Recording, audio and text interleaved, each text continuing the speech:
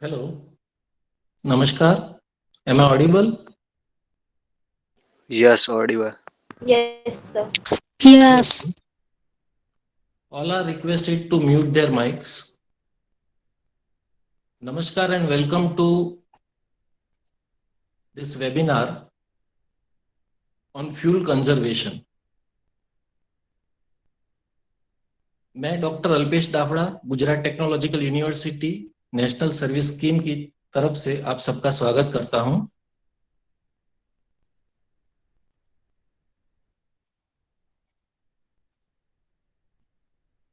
आज हम एक वेबिनार के लिए यहाँ सब इकट्ठे हुए हैं जो है ऑन फ्यूल कंजर्वेशन, ईंधन संरक्षण।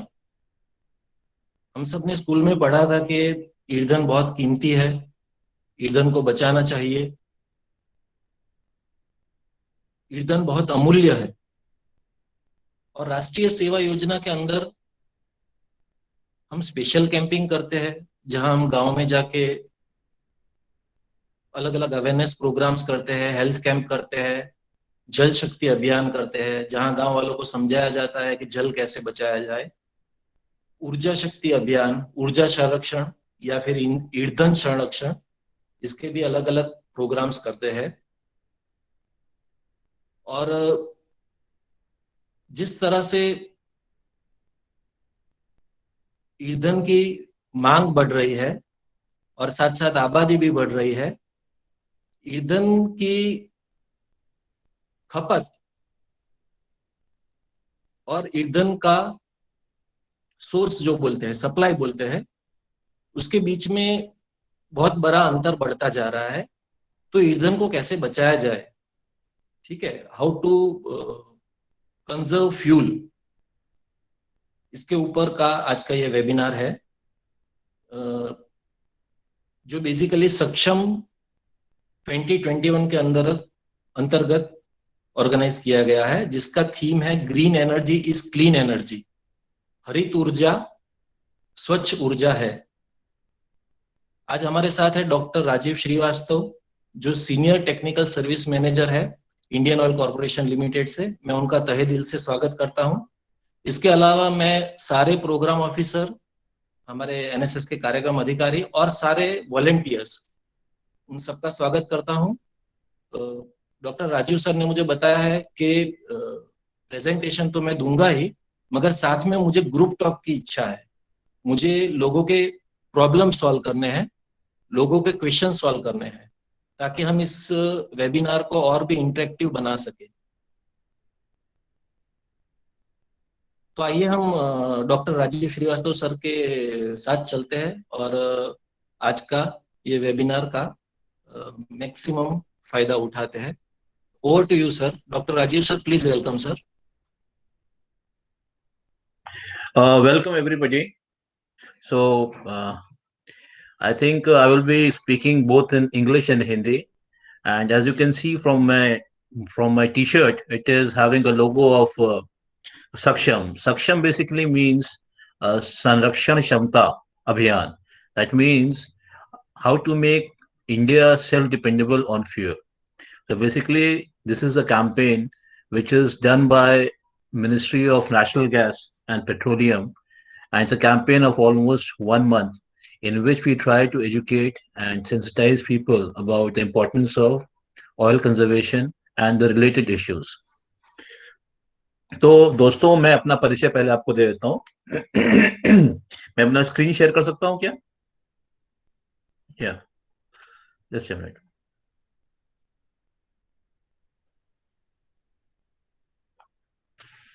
सबको मेरी स्क्रीन दिखाई पड़ रही है? My screen is visible to everybody? जी sir, it is visible. Okay. तो पहला तो जैसे आप अल्पेश जी ने बताया कि होता क्या है कि बहुत सारे वेबिनार्स चलते हैं और प्रेजेंटेशंस होते रहते हैं, और लेकिन मुझे ये जो प्रेजेंटेशन है वो मैं चाहता हूँ कि ये दो बार डायलॉग हो, मोनोलॉग नहीं है। मोनोलॉग मतलब एक आदमी बोलता है, दूसरा सुनता है।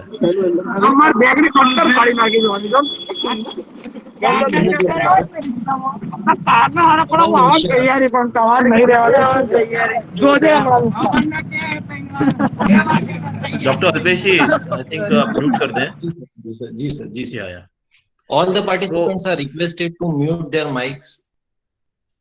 तो Yes. जैसे कि मैंने आपको बताया कि हम लोग बात कर रहे हैं सक्षम महोत्सव की, और वो बेसिकली ऑयल कंजर्वेशन के बारे में है। मैं अपना परिचय दे दूं, मेरा नाम डॉक्टर राजेश श्रीवास्तव है। मेरा बेसिकली मैं मैकेनिकल इंजीनियर हूँ पेशे से। और मैंने जो अपना डॉक्टरेट किया हुआ है वो हमने किया है इंजन्स के ऊपर और फ्यूल्स के ऊपर। तो मैं स्पेशलाइज करता हूँ फ्यूल्स के ऊपर और इंजन टेक्नोलॉजी के ऊपर। तो और मेरा ये एक प्री क्षेत्र है जिसे हम कहते हैं एमिशंस फ्यूल्स। कि आज जो इस समय जो विश्व है, it is sitting on a cusp of change. 2020 के बाद जो आपने देखा है, पृथ्वी जो है एक अंगड़ाई ले रही है। चाहे वो कोरोना के रूप में हो, चाहे आप क्लाइमेट चेंज के रूप में देखें, या फिर अगर आप गवर्नमेंट पॉलिसीज में देखें, ठीक है, तो आप हर जगह आप देखेंगे बहुत सी चेंजेस आ रहे हैं। तो मैं ज्यादा इसके बारे में बातचीत ना करते हुए सीधे मुद्दे पे आता हूँ, और मैं आपसे चाहूंगा कि आप हर मुझसे ज्यादा सवाल करें, और सवाल के द्वारा मैं आपको इसके बारे में बता सकूं। लेकिन उससे पहले कि आप मुझसे सवाल करें, छोटा सा मैं एक बैकग्राउंड दे देता हूं, ताकि आपके पास एक सब्जेक्ट होगा बात करने के लिए। तो ये मेरा प्रेजेंटेशन बेसिकली ये नहीं है कि आपको मैं ज्ञान देना चाहता हूँ, ये बेसिकली आपको मैं मुद्दा देना चाहता हूँ। I want to give the topics of discussion.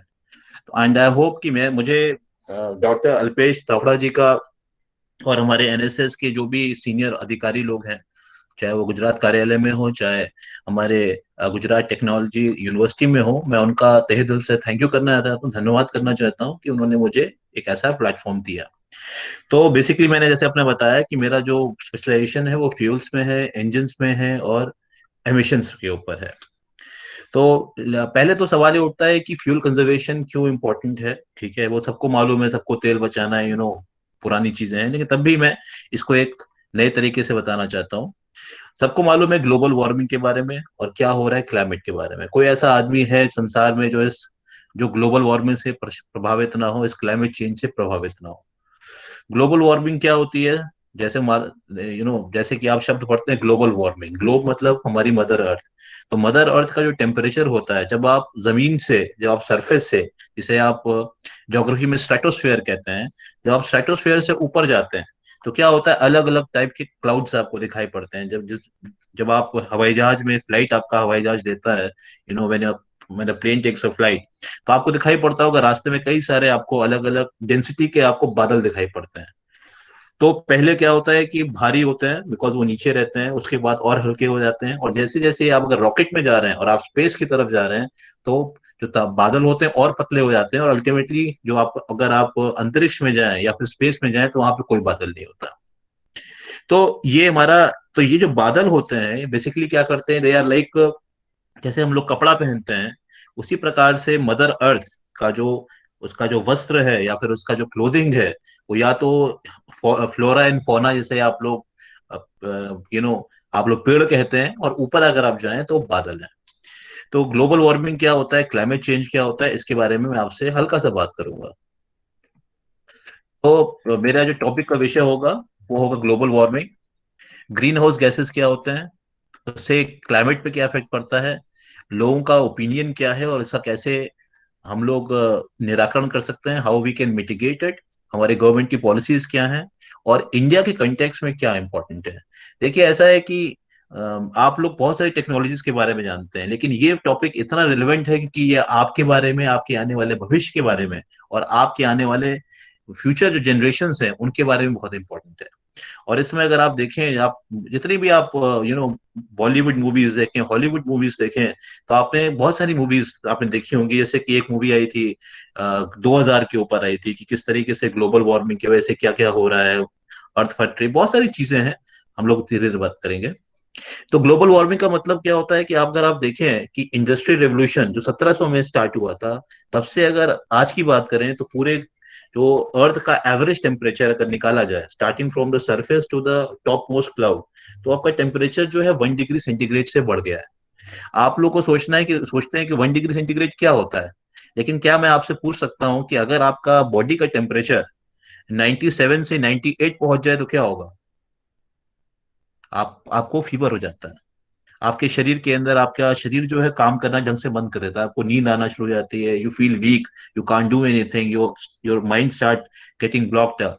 उसी प्रकार से 1 डिग्री सेंटीग्रेड टेम्परेचर जब आपकी बॉडी को इतना ज्यादा इफेक्ट करता है कि यू फील सिक, तो सिमिलरली क्या होता है कि हमारा जो अर्थ है, जब उसका 1 डिग्री सेंटीग्रेड टेम्परेचर बढ़ता है तो उसके ऊपर रहने वाले जितने भी प्राणी होते हैं, starting from planktons, algaes, virus, to big big animals like whales and elephants, everybody gets affected। सब पे प्रभाव पड़ता है, चाहे वो छोटे से छोटा शैवाल हो, चाहे बैक्टीरिया हो, बड़े से बड़ा हाथी ऐसा भी जानवर हो।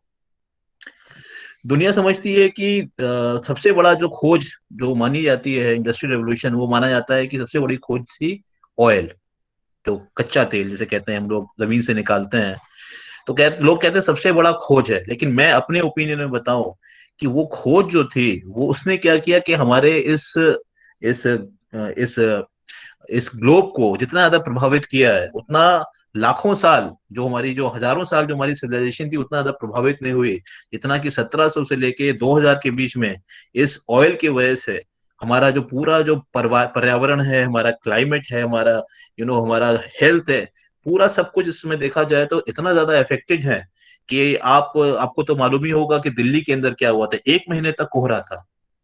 लोग, बच्चे जो थे वो स्कूल नहीं जा पा रहे थे, लोगों को यहाँ से अगर 10 मीटर के आगे अगर कोई गाड़ी वो दिखाई नहीं पड़ रही थी। तो ये हालत हो गई। और अगर ये दिल्ली में हो सकता है तो वो अहमदाबाद में भी हो सकता है, वो सूरत में भी हो सकता है, मुंबई में भी हो सकता है। तो सोचिए वो क्या होगा कि एक एक महीने तक आपको सूरज दिखाई नहीं पड़ेगा, आप एक नए नॉर्वे में पहुंच जाएंगे। आपको मालूम होगा नॉर्वे के अंदर 6 महीने सूरज रहता है, 6 महीने जो होता है रात रहती है। तो इसके इतने ज्यादा इम्पैक्ट हैं। पहले मुझे मालूम है, जब मैं पहले देखता था लोगों को मास्क लगा के मतलब साइकिलिंग करते हुए, तो आई यूज्ड टू लाफ, क्या यार क्यों मास्क लगा रहे हैं। लेकिन अब सबको समझ में आया कि बिना मास्क के क्या दिक्कत होती है। तो ऐसा माना गया है कि 2100 तक जितनी भी हमारी आइस है। अच्छा, ग्लोबल वार्मिंग का दूसरा मतलब ये होता है, जैसे कि आपके घर में, सबके घर में फ्रीजर होगा, आप लोग मान लीजिए फ्रीजर के अंदर बर्फ रखते हैं या फिर सब्जियां रखते हैं, आप या आपके माता पिता जो भी हैं। मान लीजिए आपका फ्रीजर जो है वो ठंडा करना बंद कर दे, तो क्या होगा, आपकी सब्जियां खराब होना शुरू हो जाती हैं। ठीक है। उसी प्रकार से जो अर्थ है, वो उसके अंदर भी एक रेफ्रिजरेटर है, और इसमें जो रेफ्रिजरेटर है वो आपका नॉर्थ पोल और साउथ पोल है। अगर नॉर्थ पोल और साउथ पोल में जो बर्फ है वो गलना शुरू हो जाएगी या उसका टेम्परेचर बढ़ना शुरू हो जाएगा, तो क्या होगा, जितने भी पेड़ हैं, जानवर हैं, आदमी हैं, सबके सबके शरीर के अंदर अलग अलग प्रकार के रोग होना पैदा होना शुरू हो जाएंगे। बिकॉज जितने भी जानवर हैं या जितने भी आदमी हैं वो एक टेम्परेचर के लिए बने हुए हैं। अगर आप समुद्र में जाते हैं तो आपको क्या दिखाई पड़ता है, समुद्र के ऊपर छोटी छोटी मछलियां होती हैं, थोड़ा नीचे जाएंगे उसमें आपको बड़ी बड़ी मछलियां दिखाई पड़ती हैं, और नीचे जाने के ऊपर आपको दूसरे प्रकार की मछलियां दिखाई पड़ती हैं। तो वो अलग अलग टेम्परेचर के हिसाब से रहती हैं।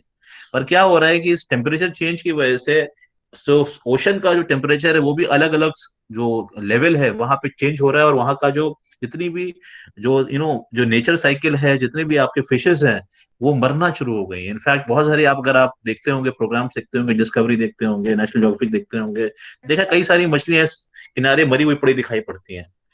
और दूसरी बात यह है कि अगर आप देखें कि टेम्परेचर की वजह से बहुत सारी चीजें हो रही हैं जो मैं आपको आगे बताऊंगा।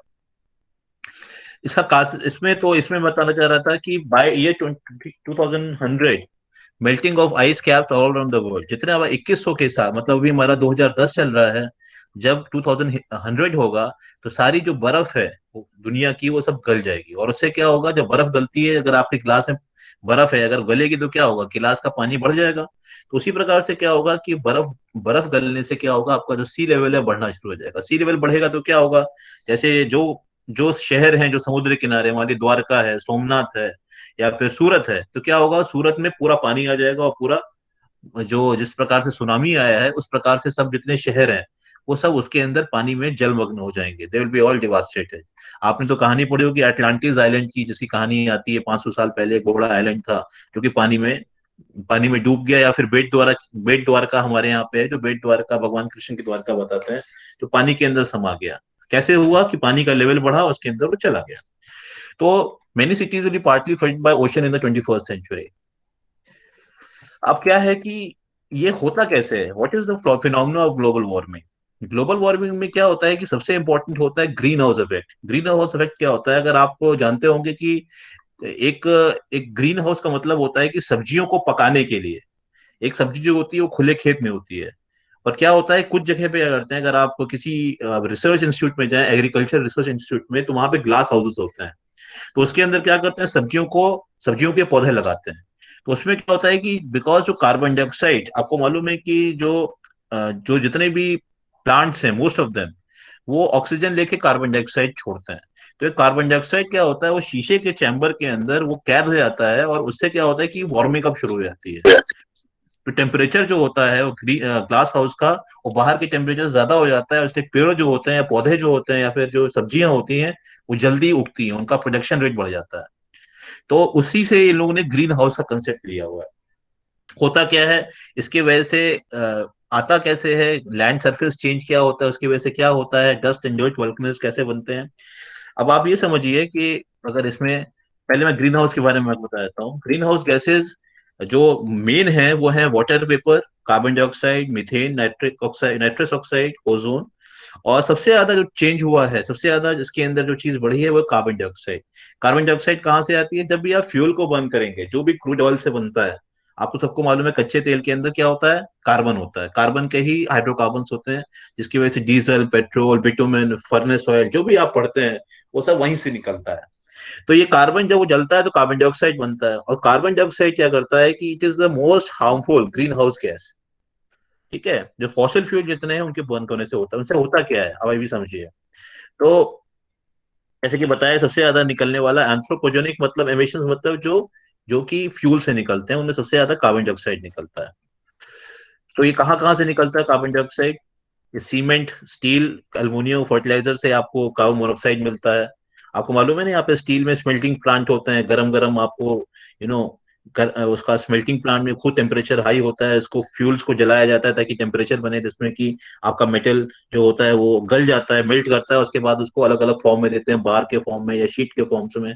तो वहां पे बहुत ज्यादा कार्बन मोनोऑक्साइड निकलता है। CH4 मतलब मीथेन। जब भी आप किसी लाइफ स्टॉक की बात करेंगे, जैसे कोई मेन्योर की, मेन्योर मतलब आपका खाद हो गया, या जितना भी राइस का एग्रीकल्चर हो गया, तो वो जब सड़ता है, कोई भी चीज जब सड़ना शुरू हो जाती है, तो उसके अंदर मीथेन पैदा होता है। जैसे sewer water, it has lot of methane. N2O, N2O जो होता है मतलब नाइट्रोजन डाइऑक्साइड। वो आपका कैसे होता है, ये आपका ऑर्गेनिक और इनऑर्गेनिक फर्टिलाइजर से होता है। आपको मालूम है कि आपने पढ़ा होगा कि जो लेगुमिनस प्लांट्स होते हैं, जैसे कि आपका जो पल्सेस के प्लांट्स होते हैं, जिससे पल्सेस मतलब कि आपकी दाल, तो उसके अंदर रूट्स के अंदर लेगुमिनस बैक्टीरिया भी होते हैं, एजिटोबैक्टर के नाम से आता है, जो कि नाइट्रोजन ऑक्साइड को लेते हैं। तो इसलिए हमारी हमारी खाद के अंदर नाइट्रोजन भी होती है, और पोटेशियम भी होती है, फॉस्फेट भी होती है, तो ये वहां से निकलते हैं। अब आपको मैंने आपको बताया कि ग्लोबल वार्मिंग क्या होती है। ग्लोबल वार्मिंग का मतलब टेम्परेचर जो होता है अर्थ का, एक एवरेज टेम्परेचर बढ़ जाता है। एवरेज टेम्परेचर बढ़ने से क्या होता है, पानी का लेवल बढ़ जाता है, बर्फ गलना शुरू हो जाती है। नंबर 3 ये है कि ये कैसे, इसमें ग्रीन हाउस गैसेस का क्या रोल होता है, वो मैं आपको बताऊंगा। मैंने आपको बताया ग्रीन हाउस गैसेस में सबसे ज्यादा जो नुकसान करने वाली गैस है वो कार्बन डाइऑक्साइड है। अब आप देखिए यहाँ पे ऊपर, मैं आपको एक पॉइंटर से दिखाता हूँ। Show presenter view, screen pointer options, laser. Okay, तो आप ये देखें यहाँ पे, जब सन से, आपको मालूम है पूरा अर्थ जो है उसके पास एनर्जी का सोर्स कौन सा है, sun is the biggest source of energy to the earth. ठीक है, तो ये सन से जब भी हमारी रेज आती हैं, तो क्या होता है, अर्थ पे आती हैं। तो अर्थ क्या होता है, गर्मी के समय क्या होता है, दिन के समय क्या होता है, अर्थ वार्म अप हो जाता है। It's like a black box. Excuse me sir, हाँ बोले। राजीव sir, हाँ हाँ। by mistake I think someone else has started presenting. You please stop presenting and start again, sir. अच्छा अच्छा, ओके ओके ओके। जी sir.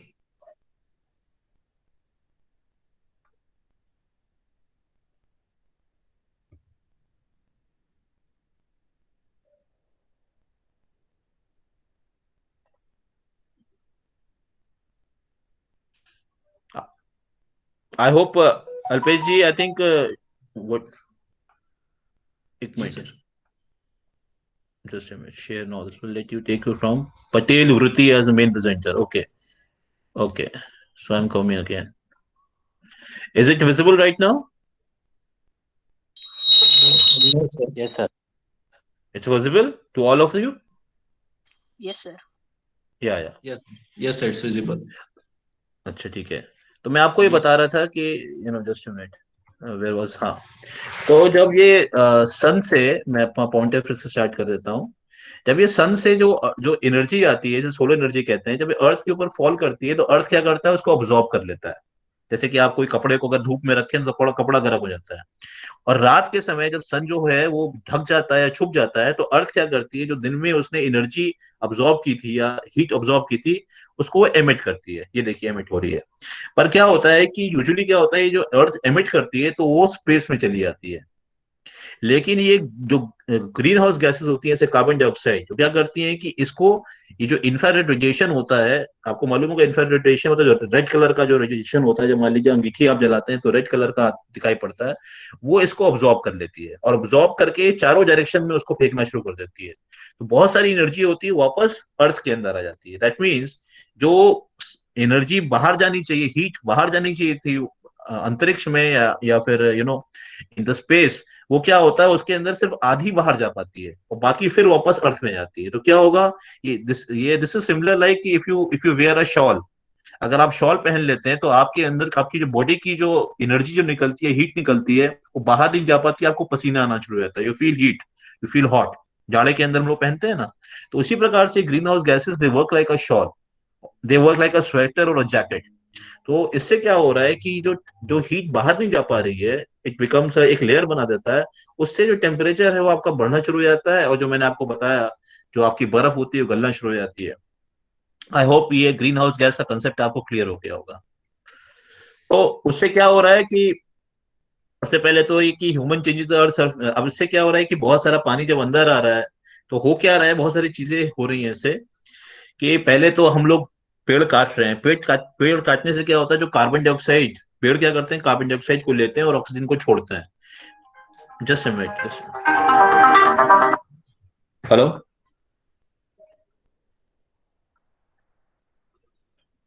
Can I call you after some time, right now in the middle of an webinar?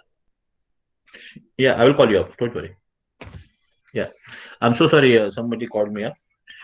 So what I was talking about कि आप लोग, जो हम लोग हैं, पेड़ काट रहे हैं। पेड़ काटने से क्या होता है, कार्बन डाइऑक्साइड जो उसको कंज्यूम करने वाले प्लांट्स हैं, वो उसे कंज्यूम नहीं कर पा रहे। तो उससे क्या हो रहा है कि डिफोरेस्टेशन तो हो ही रहा है, साथ में क्या हो रहा है, कार्बन डाइऑक्साइड की मात्रा बढ़ती जा रही है। ठीक है, तो this is also, the deforestation also lead to global warming, number one. और टेम्परेचर अगर आप देखें, if you can see the temperature of the earth, you can see it has risen by 2000, by 2 degree by 2036। अभी 1 degree के आसपास है, और अगर 2036 तक देखा जाए तो 2 डिग्री बढ़ जाएगा। तो आप समझ लीजिए, हम लोग का जो एवरेज टेम्परेचर रहता है वो 96.5 के आसपास रहता है। अगर हम लोग का टेम्परेचर 96.5 से 98.5 हो गया तो क्या होगा, हम सब बीमार पड़ जाएंगे। इसी प्रकार से अगर भी बढ़ जाएगा, तो हमारा जो पूरा पृथ्वी है, जिसके ऊपर जितने हम लोग सपोर्ट, जो पृथ्वी हमको सपोर्ट करती है, वो सारा हिल जाएगा। कहने का मतलब है, the cycle, the balance, the ecological balance will all get disturb. That's why it is so much important for everybody who is living on this earth. फिर क्या होता है कि जैसे कि आपका, जब आपका टेम्परेचर बढ़ता है तो एयर क्या होती है, पतली हो जाती है। पतली एयर क्या होती है, वो ज्यादा पानी को ऑब्जॉर्ब करती है। ज्यादा पानी को ऑब्जॉर्ब करती है तो क्या होता है, जब बारिश होती है तो ज्यादा बारिश होती है। तो आपने देखा होगा फ्लड्स आ रहे हैं, कितने सारे हरिकेन्स आए। अभी आप देखिए, मुंबई में बारिश हुई, चेन्नई में बारिश हुई, कितना नुकसान हुआ। तो it leads to high precipitation. High precipitation means more of rain. ठीक है, I am not going to the details of it. Temperature, global temperature, अब आपको मालूम है बहुत सी ऐसी जगह है कि जो कि टेम्परेचर की वजह से क्या हो रहा है कि they are becoming hot, they are become like a hot Sahara desserts.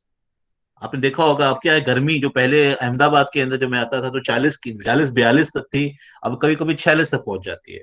और ऐसी बहुत सी जगह है जहाँ पे टेम्परेचर बढ़ता ही जा रहा है। तो this is what is happening, the places are getting more hotter as. Hello. हाँ, जब बाद में कॉल करेंगे आप। Sorry, I think I have to mute my mobile. That's the only method. Yeah. So sorry. Profile, yes.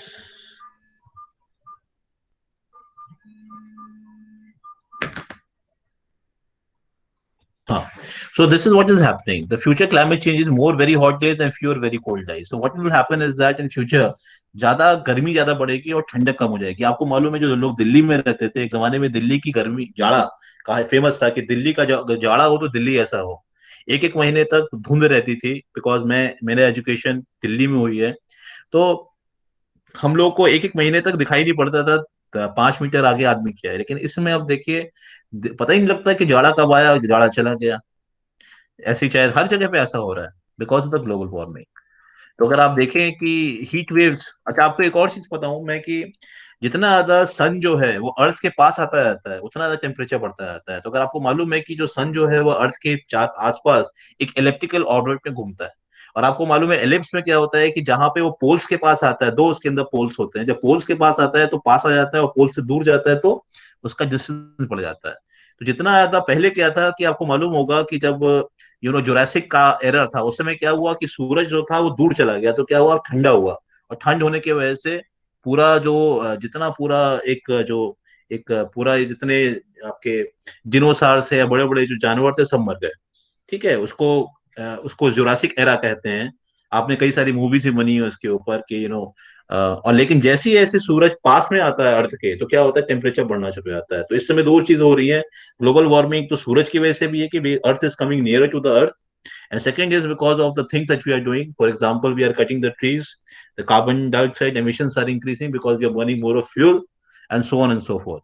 उससे क्या हो रहा है, टोर्नेडोज आ रहे हैं, फ्लड्स आ रहे हैं, अर्थक्वेक्स आ रहे हैं। अर्थक्वेक्स कैसे आते हैं, आपके घर के अंदर मान लीजिए दूध आपने पकाया, दूध के ऊपर क्या होता है, एक मलाई जम जाती है, क्रीम आपको मालूम है ना, मलाई जो हम लोग देखते हैं। जब आप फ्रिज में रखते हैं तो दूध के अंदर मलाई दिखाई पड़ती है मोटी सी। लेकिन जब आप उसे गर्म करना शुरू करते हैं तो क्या होता है, मलाई जो होती है वो पतली हो जाती है, it becomes thinner and thinner and start breaking. वो मलाई जो टूट जाती है और बिखरना शुरू हो जाती है।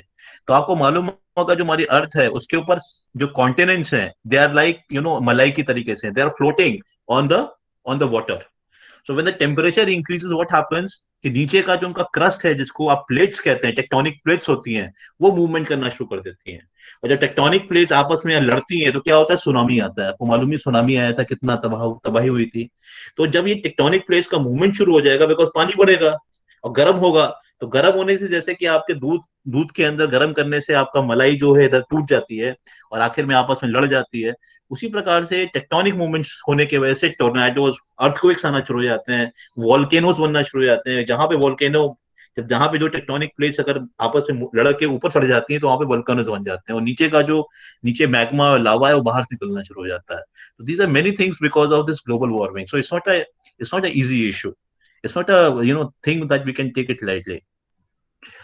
Then we can see tropical cyclones.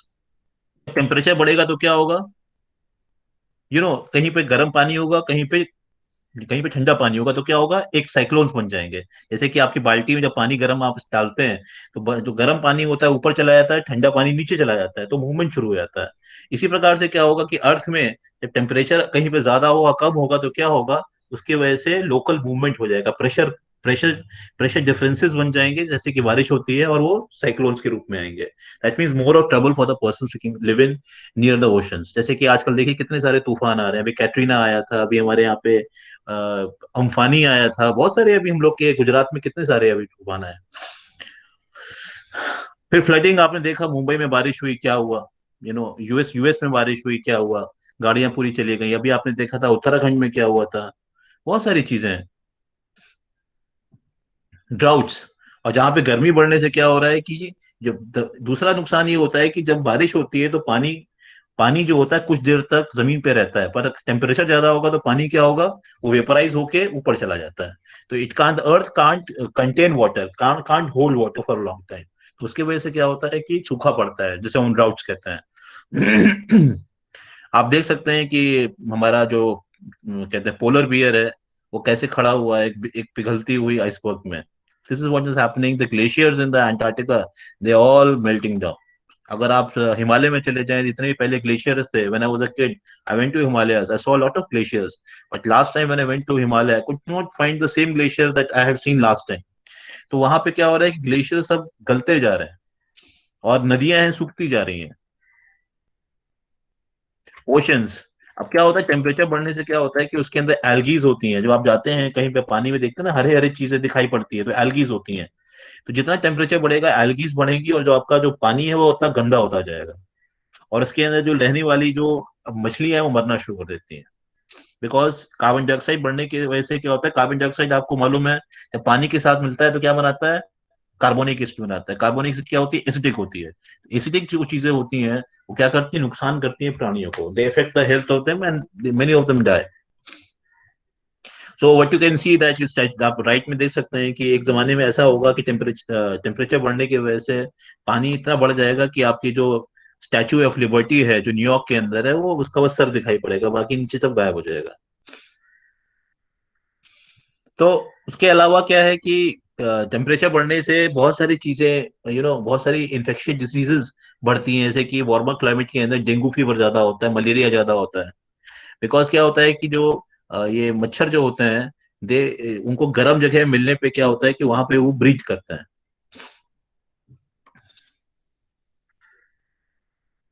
Human world health estimated 1,50,000 people were killed by, जो क्लाइमेट चेंजेस का हमें दिखाई नहीं पड़ता, लेकिन इसकी वजह से जो तूफान आ रहे हैं, जो अर्थक्वेक्स आ रहे हैं लगभग, और डब्ल्यू एच ओ ने बताया कि 1,50,000, 1.5 लाख लोग मरे पिछले साल, और हर साल मरते हैं।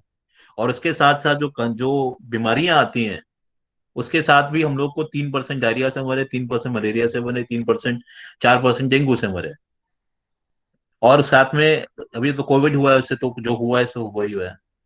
फिर क्या होता है कि जब मान ली टेम्परेचर बढ़ेगा तो कहीं सूखा पड़ेगा तो क्या होगा, लोग वहां से माइग्रेट करेंगे। जैसे अभी आपको मालूम है कि मिडिल ईस्ट से लोग माइग्रेट कर रहे हैं यूरोप की तरफ।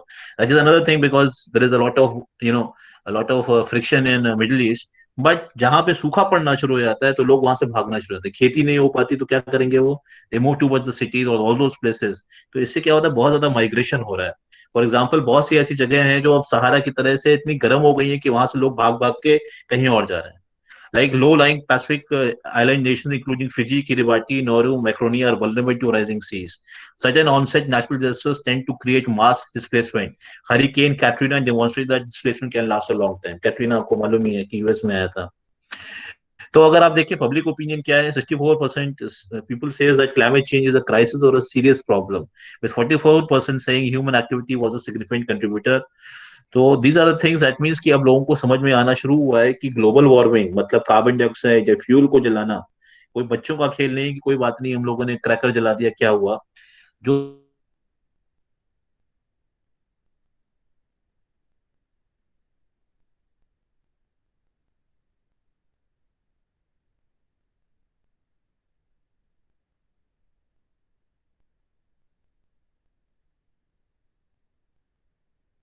Sir, your voice is not coming.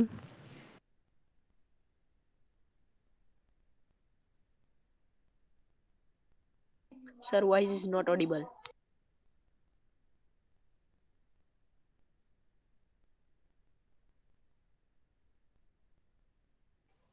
Sir आवाज नहीं था तो Hello, I think there is some connection problem. Okay, please wait for sir to join. Okay, sir. Okay sir.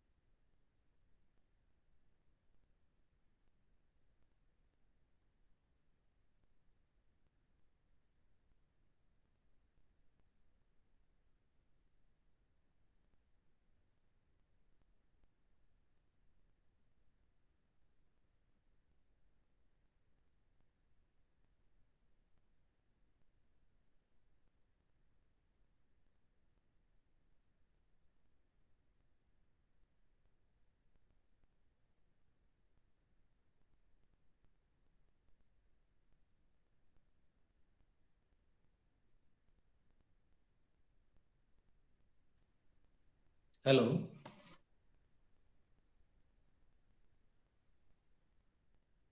I think there is some network connection error from Dr. Rajiv Srivastav sir's side. He will join shortly. Okay, but no problem. Okay, sure. No problem. Let us continue this webinar further. Okay, and share our views on fuel conservation. Right? Sir जब तक joint होते हैं तब तक हम सब मिलके अपने व्यूज शेयर करते हैं कि फ्यूल कंजर्वेशन के लिए क्या करना चाहिए या फिर हम क्या करते हैं। राष्ट्रीय सेवा योजना एनएसएस के अंतर्गत बहुत सारे अवेयरनेस प्रोग्राम्स तो करते ही है, साथ में इसके साथ और कुछ भी किया जा सकता है क्या? Yes. Yes, please share your views. और क्या किया जा सकता है जिससे कि फ्यूल कंजर्व किया जा सके या ईंधन की बचत हो सके। हमारे एनएसएस के वॉलंटियर्स कई बार मैंने देखा है, अभी ट्रैफिक अवेयरनेस वीक तो चल ही रहा है जिसमें ट्रैफिक के अवेयरनेस के लिए हमारे वॉलंटियर्स काफी अच्छा काम कर रहे हैं। साथ में फ्यूल कंजर्वेशन के लिए स्पेसिफिकली अगर किसी प्रोग्राम ऑफिसर ने या किसी वॉलंटियर ने कोई नोटिसेबल वर्क किया हो या एक्सपीरियंस हो तो please share here.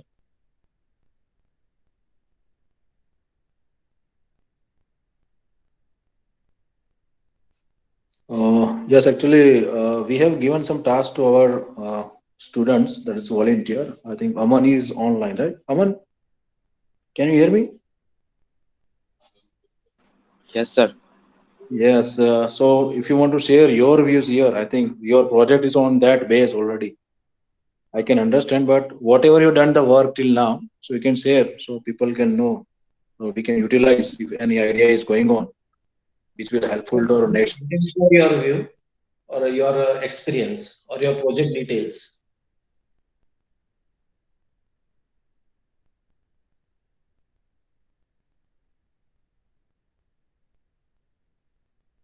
Yes, Nimesh sir, is he a student or NSS volunteer? Yeah, he is our NSS volunteer. Aman is there. Yes, surely, Aman, you can share your views, what you are doing for fuel conservation or energy conservation. Yeah, his topic is actually energy conservation, and he is doing for our institute itself. Yes, And yeah, so Aman, if you can hear us, Aman.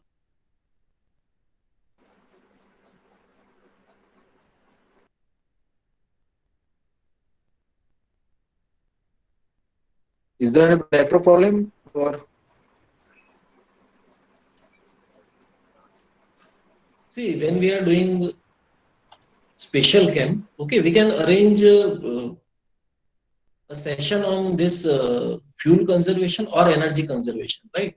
One such session was organized when we were doing our special camp in the village. Okay, I can't remember exactly the name of that organization. If some my volunteer is present, they can please share the name of that organizer. Okay. Actually, we have done for our institute, that is from JEDA. Yes. JEDA actually is doing very good. They have one van for demonstration as well. They are coming with that van, I think, based in Rajkot. Yes. And they actually provide us all the knowledge about electricity, how to save this energy and how we can improve Yes. for our electricity bill even. So for all the institutes, I will tell you, if we can organize at least once a year from the JEDA, because that is actually services provided by the JEDA itself, and they will come and they will show you how can you save energy, because in the current scenario, as we know, more and more energy is going to be utilized as growing the population as well as the demand. So how we can reduce that? It is impossible to stop, but how can we save? This is very important things, I think. Yes. So JEDA actually, people came and they give the demonstrations over there. How we can, so for the light purpose, I will tell you which kind of the light is very useful. And they have provided us illumination level over here. Illumination level के ऊपर experiments किए उन्होंने. And for the day time they are actually giving us के आपके घर के अंदर इस तरह का प्लानिंग रखो कि मैक्सिमम यूटिलाइज आप सनलाइट से ले सको. That's called ventilation. तो ventilation is a part of the light to save the energy, electricity. How we can save here, right? फिर जहाँ पे आपका लोकेशन इस तरह से रखोगे, maximum wind we can use. Suppose your area is near by the direction, आप direction इस तरह से रखो कि आपको विंड हवा इस तरह से आए आपके और आपके हाउस को ठंडा रखे. तो that is a best concept कि भी किस तरह से और एनर्जी कंजर्वेशन हम कैसे कर सकते हैं. Then they have provided for motors. Motor के लिए भी आप कौन सी मोटर इस्तेमाल करते हैं. ट्यूबलाइट्स, ट्यूबलाइट्स के अंदर भी अभी जैसे एलईडीज मोस्ट यूजेबल है क्योंकि power consumption is very less at the moment.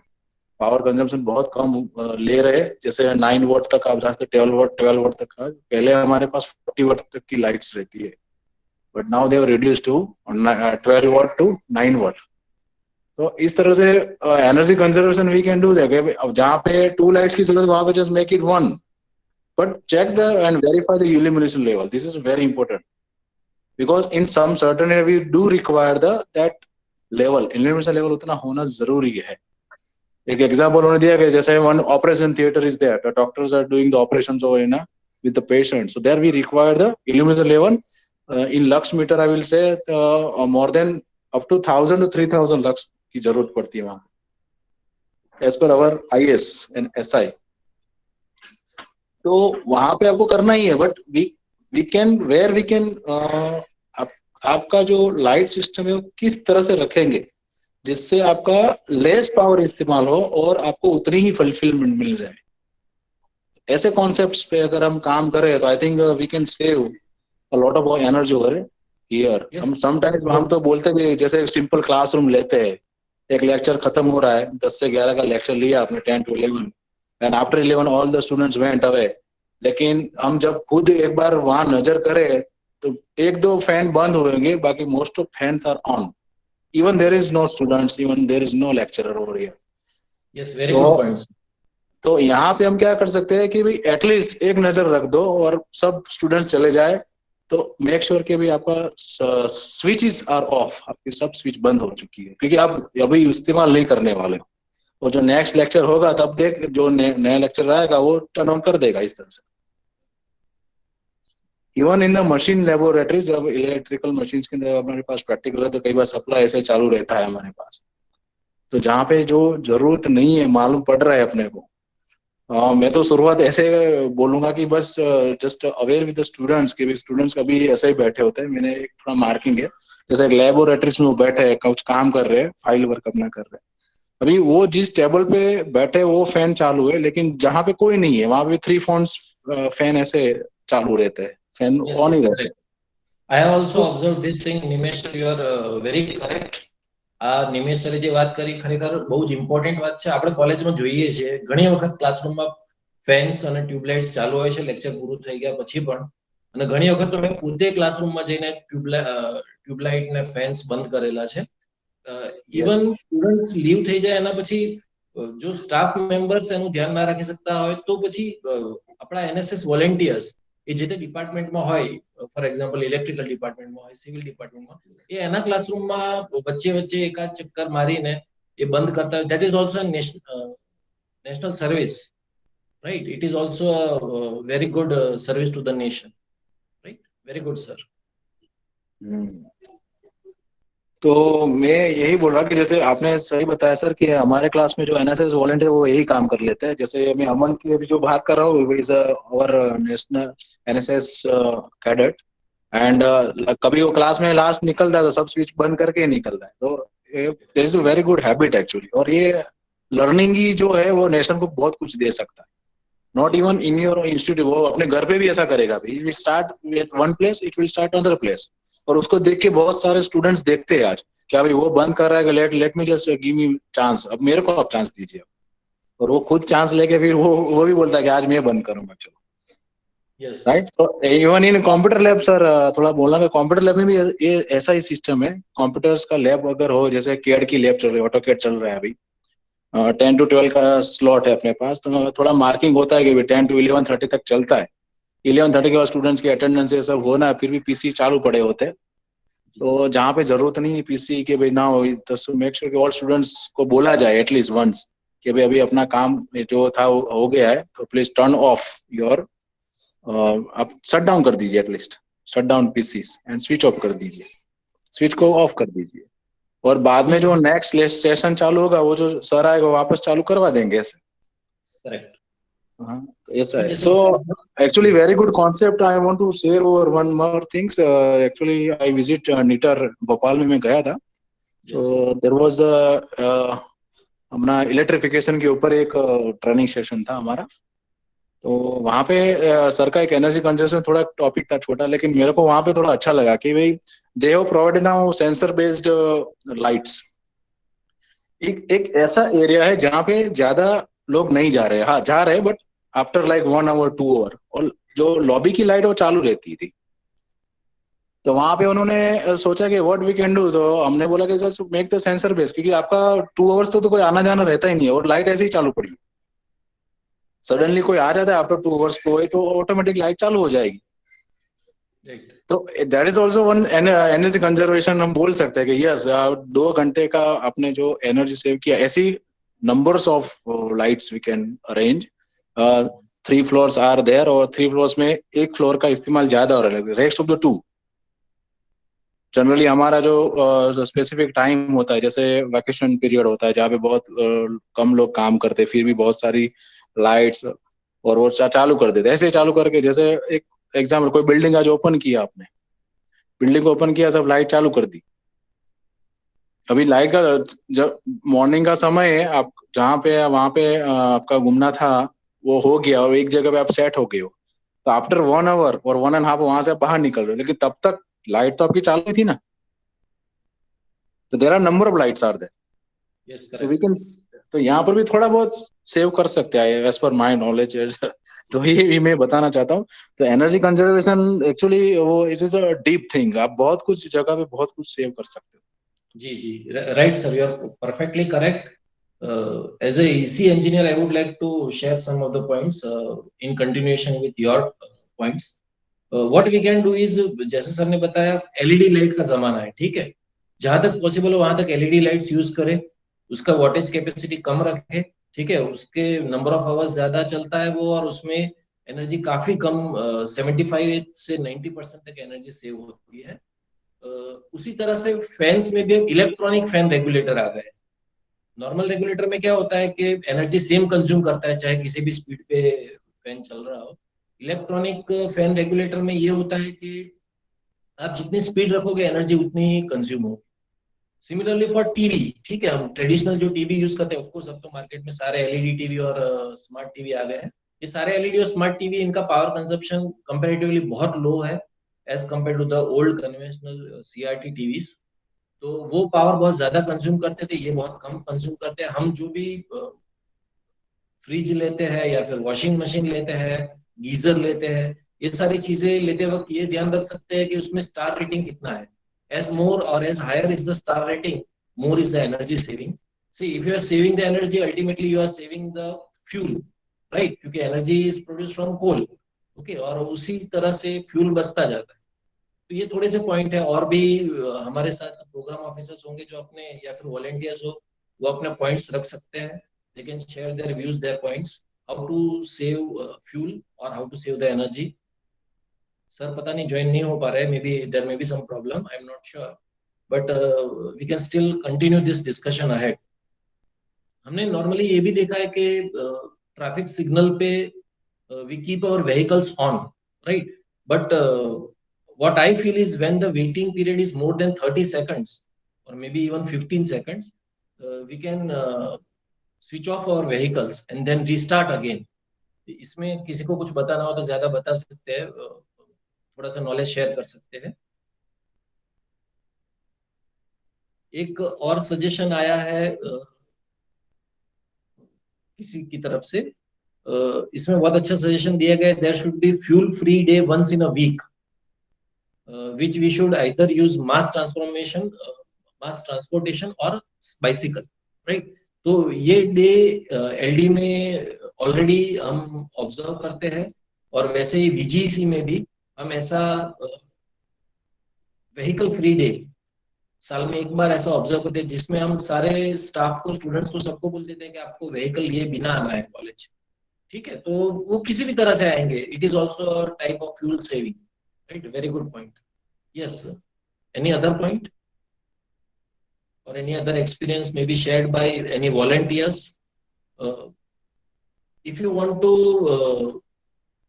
arrange the session on fuel conservation, okay, PCRA and JEDA, as Nimesh sir already told, right?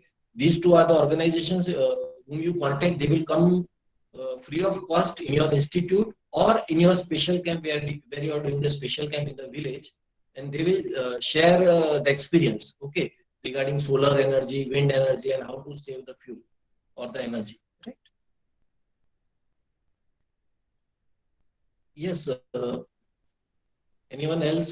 Yeah, okay. I just want to share one more thing. If you Yes, sir, yes, sure. देखो, मेरा market थोड़ा, जैसे हम खुद मेरे लिए हम ऐसा ही करते हैं कि अभी एक जगह पे आप रहते हो, जैसे एक सोसाइटी है या एक अपना कॉलोनी है, और आपका वर्क प्लेस सेम है, वर्क प्लेस इज सेम, लेकिन वो थोड़ा दूर है, जैसे अहमदाबाद से गांधीनगर या अहमदाबाद से वडोदरा जाना है आपको, तो instead of taking the 3 different cars, 3 different 4 wheelers, आप यहाँ पे थोड़ा शेयरिंग कर सकते हैं, यूज द शेयरिंग पर्पज। यहाँ पे एक प्रॉब्लम है कि भाई आप कुछ पर्सनल वर्क है तो आप शायद नहीं कर पाएंगे, बट अगर हम वहां पे जा रहे हैं एक ही प्लेस के अंदर, तो हम वहां पे थोड़ा फ्यूल सेव कर सकते हैं definitely. Yes, sure. Even toll tax के ऊपर भी थोड़ा मार्किंग ऐसा होता है कि भाई क्यू है ऑलरेडी, और कई बार देखते हैं कि व्हीकल्स आर ऑन। हमारे एक स्टूडेंट्स का ग्रुप था, उन्होंने एक छोटा प्रोजेक्ट किया था इसके ऊपर कि भाई हाउ वी कैन सेव और how we can generate the electricity using the toll tax. Toll tax के आगे जब भी कोई व्हीकल पसार होता है, when the vehicle is passing through toll tax, तो वहां पे उन्होंने ऐसा सोचा कि भी नंबर्स जो आ रहे हैं, बम्प का सिस्टम रखना था, और बम्प के अंदर एक पंक्चुएशन सिस्टम रखी थी, जिससे प्रेशर डेवलप होता। प्रेशर से क्या हो रहा था, इतना प्रेशर डेवलप हो रहा था तो टरबाइन का थोड़ा घूमना और उससे इलेक्ट्रिसिटी जनरेट करना, इससे आप एक छोटा पीसी चला सकते थे। यू कैन तो numbers of vehicles are coming in toll tax, we knows that. Trucks आते हैं, ट्रॉलीज आती है, and it is continuously coming. तो वो जो बम्प पे जितनी बार जो व्हीकल जाएगा ना, तो इलेक्ट्रिसिटी वहां पे जनरेट हो सकती है। Yes, yes, correct. It's correct. Very good, sir. Thank you. Anyone else want to share any views? Bharat sir, Shreyas sir, or any student, volunteers? You can share your views, or you can share your experiences on fuel conservation or energy conservation.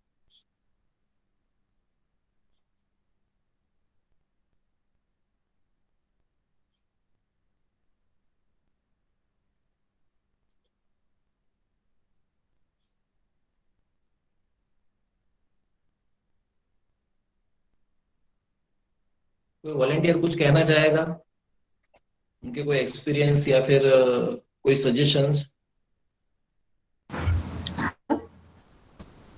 Yes, please go ahead.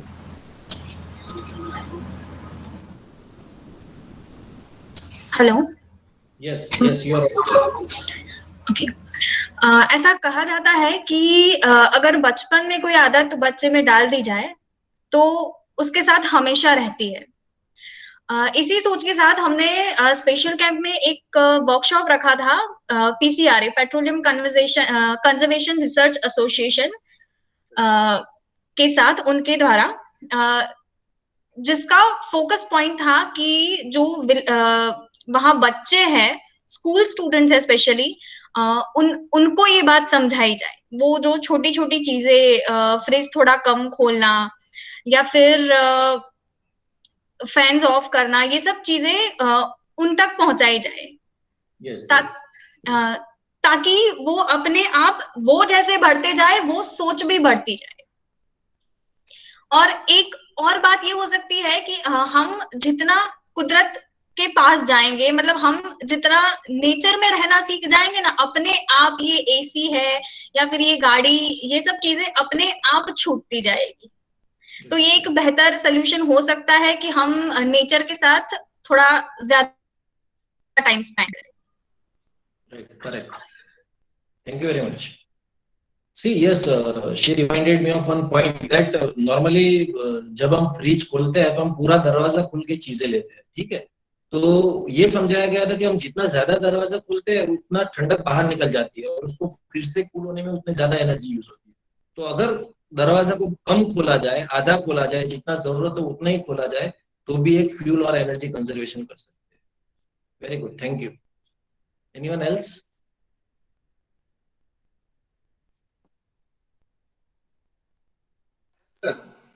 Bharat sir, yes sir.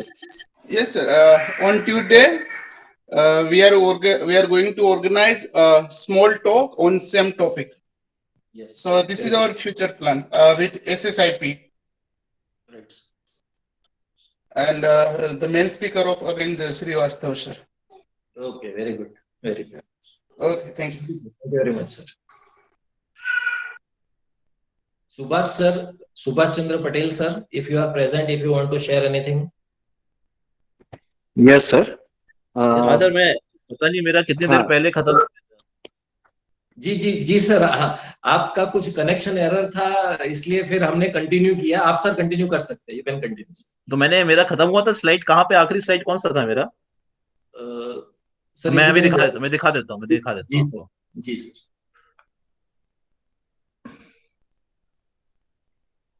मैं तो पूरा खत्म ही कर दिया था। कहाँ पे ये था, कहाँ तक गया था मेरा? सर इससे आगे ये no sir, no back sir, back. ये यहाँ still back sir.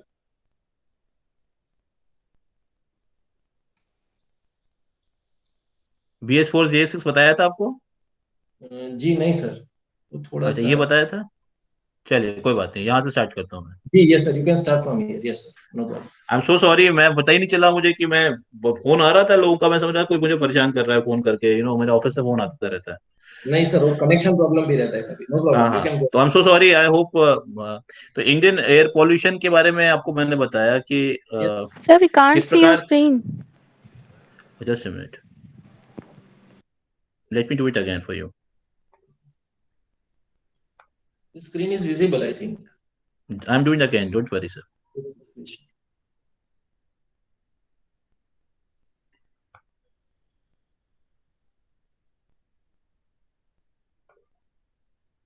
Is it visible to you right now? आपको दिखाई पड़ रही है? जी sir. Yes sir, yes sir. या तो मैं बात कर रहा था, मैंने तो पूरा खत्म ही कर दिया था, कोई बात नहीं। आई थिंक मुझे और अच्छा लगेगा। तो हम लोगों ने बात किया कि किस प्रकार से ग्लोबल वार्मिंग होती है, किस प्रकार से कार्बन डाइऑक्साइड जो है, एग्रीकल्चर वेस्ट है, किस प्रकार से कंट्रीब्यूट करते हैं। अब मैं बात करता हूँ कि जो पोल्यूशन जो है, जो आपको मालूम है सबसे ज्यादा फ्यूल कहाँ पे इस्तेमाल होता है, वो होता है आपके ट्रांसपोर्टेशन में। तो transportation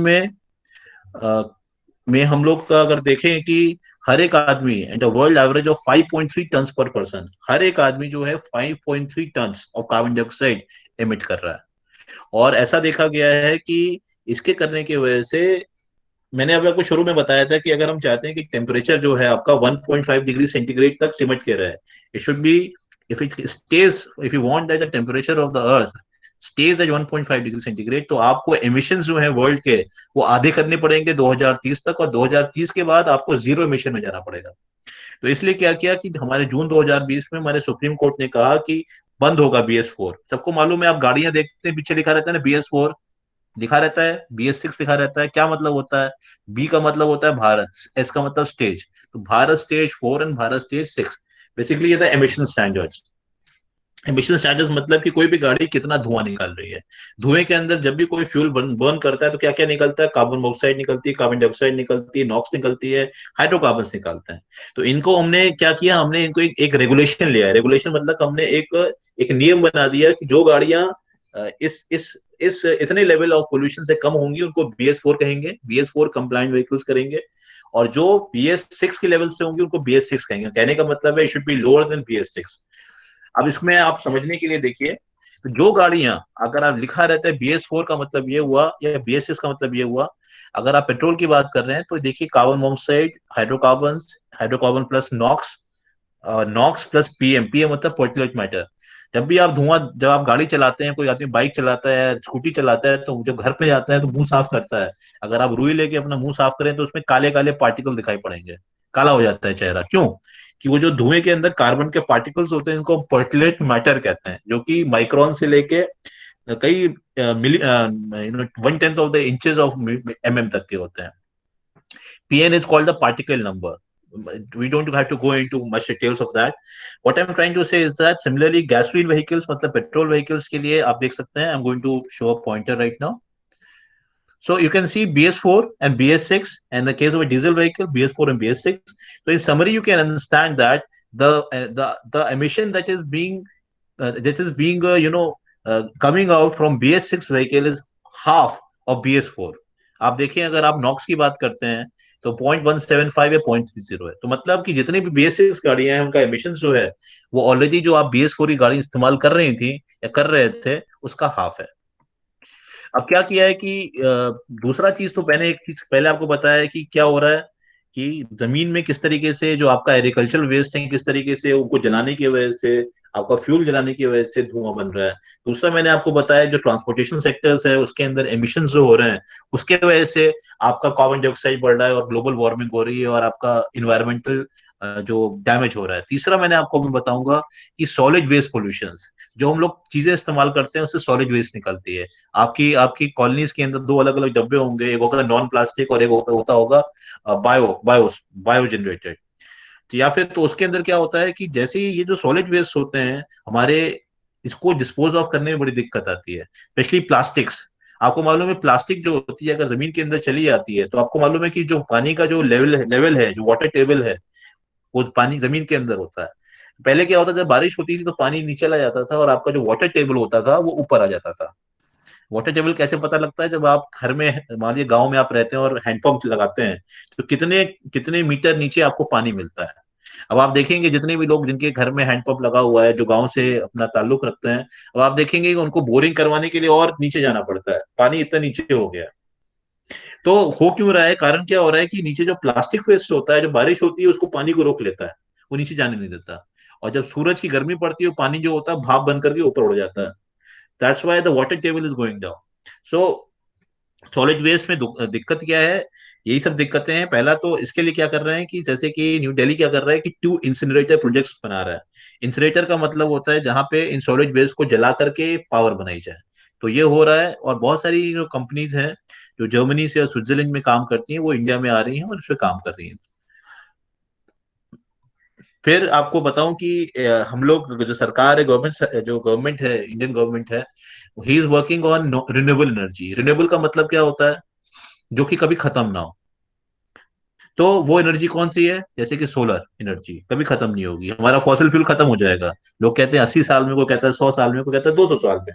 but the solar energy तो पुरातन काल से लाखों साल से आ रही है, लाखों साल तक रहेगी। Then you talk about the wind energy, talk about the tidal energy. These are called the renewable form of energy. तो आपको जान के खुशी होगी कि हमारे इंडिया में जो है, अगर टॉक अबाउट 2016 से अगर हम कंपैरिजन करते हैं तो हमारी विंड पावर ऑलमोस्ट ट्वाइस बढ़ी है, सोलर पावर हमारी 15 टाइम बढ़ी है। ठीक है। और हमारा जो यूएन क्लाइमेट समिट हुई थी, इंडिया ने वहां पे अनाउंस किया है, which is very, we should be very proud of it, that we have done the announcement from our own part. हमने खुद से कहा है कि बाय 2022 हमारा जो रिन्यूएबल एनर्जी जो है वो 175 गीगावाट से बढ़ के 450 गीगावाट हो जाएगा।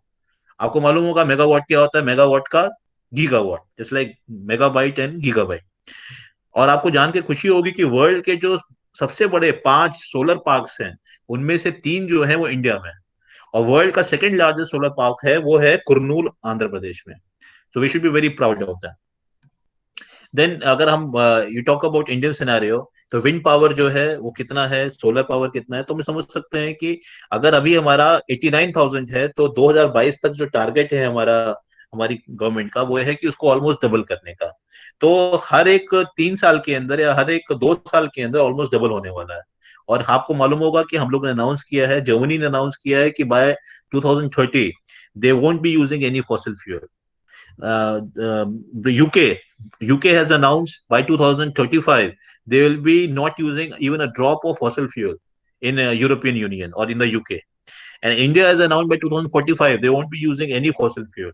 So definitely अगर fossil fuel को आप हटा रहे हैं तो you have to increase the renewable energy.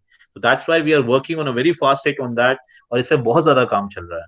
और आपको मालूम है कई सारे स्टार्टअप्स आ रहे हैं. मुझे यहाँ पे इतने सारे बच्चे हैं, मुझे आपसे उम्मीद है कि कोई ना कोई एक आदमी जो होगा, this is the area where you have to develop yourself. यही एरिया है जिसके अंदर आप कंट्रीब्यूट कर सकते हैं. अभी मैं और इसके बारे में बताऊंगा. Solar power, electrical vehicles, batteries, इसके अंदर इतना तूफान आने वाला है. बिकॉज इस समय जो अगर आप बात करें धरती का जो अर्थ है, इस समय अगर देखा जाए, अगर बहुत से लोग एस्ट्रोलॉजी की बात करते हैं, 2020 के बाद जितने भी जो आपके तारे हैं उनका कंस्टलेशन चेंज हो रहा है. अगर आप देखें कोरोना आ गया अचानक, एक इतना बड़ा तूफान सा आ गया. उसके बाद क्या है कि अगर आप देखें फॉसिल फ्यूल खत्म होने वाला है. फॉसिल फ्यूल की वजह से दिल्ली के अंदर एक एक महीने तक धुआं बना रहता है. अगर ऐसी कांड अगर हमारा मुंबई में हो गया और अहमदाबाद या सूरत में हो गया तो क्या होगा? रातों रात आप देखेंगे फॉसिल फ्यूल हमारी सारी चीजें बैन हो जाएगा. You will be burning only, you will be using only electrical vehicles or CNG vehicles. So you are on the cusp of a revolution. एक क्रांति के समय आप लोग बैठे हुए हैं. और आप जैसे बच्चे जो लोग हैं, जिनके पास दिमाग है, जिनके पास एजुकेशन है, आप एक नए नए स्टार्टअप से नई टेक्नोलॉजीज ला सकते हैं. मैं उसके बारे में और बात करूंगा. अगर आप बात करें रिन्यूएबल एनर्जी की, तो हमारा कोल जो है उसका 55% है, जो बहुत ज्यादा है, जो बहुत बड़ा पोल्यूशन देता है. और न्यूक्लियर एनर्जी हमारी सिर्फ 1.8% है और रिन्यूएबल 23.5%. तो दिस हैज टू इंक्रीज. तो न्यूक्लियर एनर्जी अगर आपको मालूम होगा, इंडिया ने अभी पहले हम लोग के पास जो उसका फ्यूल होता था एनरिच्ड यूरेनियम आ नहीं पाता था, because we are not part of the that nuclear treaty, जो इनकी एक क्लब है. सो अल्टीमेटली क्या हुआ कि अभी हमें एंट्रेंस मिली है. US has given the permission. Now we can buy enriched uranium from Australia, from France, and also from America. So this is very important. So this nuclear energy is going to go up, and definitely renewables are increasing. As I have told you, we're working on solar parks. We are talking about tidal energy. We're working with wind energy also. आप लोग कच्छ में जाते होंगे तो आप देखते होंगे, जब जामनगर की तरफ जाते हैं कितने सारे आपके विंड मिल्स के फार्म्स हैं. It's a pleasure to see them. Then क्या है कि हम लोग फ्यूल्स भी क्या कर रहे हैं. एक तो ये तो रिन्यूएबल एनर्जीज हो गई जो कि जोग्राफिकली रिवॉल्व होती हैं. अगर हम फ्यूल्स की बात करें, we are working to biodiesel. Biodiesel सबको मालूम है क्या होता है. आपके जो नॉन एजेबल ऑयल होता है, जैसे एजेबल ऑयल मतलब ऐसे आप लोग खाते हैं सींग का तेल या कपासिया तेल, और बहुत से ऐसा तेल होता है जो हम लोग नहीं खाते, कैस्टर ऑयल, करंजा ऑयल या फिर कॉटन सीड ऑयल. उनको क्या करते हैं, उनके तेल निकाल के उनको एस्टरिफिकेशन करते हैं. एस्टरिफिकेशन को मालूम है एस्टर क्या होता है, जो केमिस्ट्री पढ़ते हैं उनको मालूम है एस्टर क्या होता है. ठीक है. एस्टर क्या होता है? एस्टरिफिकेशन करने से उसको डीजल में मिलाने के फ्यूल की तरह काम करता है. और आपको मालूम है यहाँ पे कई सारे ऐसे आउटलेट्स हैं, हमारे गुजरात में भी हैं, जहां पे वो बायोडीजल बेच रहे हैं. बायोडीजल से क्या होता है कि आपका एमिशन जो होते हैं कम निकलते हैं. एथेनॉल सबको मालूम है क्या होता है. C2H5OH. C2H5OH कैसे बनता है? जो भी आपका एग्रीकल्चरल वेस्ट होता है, या आपका गन्ना आपको मालूम है ना, शुगर केन को आप आप उसको जब आप उसको गलाते हैं, ठीक है, जब आप उसको फर्मेंट करते हैं तो एथेनॉल बनता है. और बहुत सारी प्रोसेसेस होती हैं एथेनॉल बनाने की.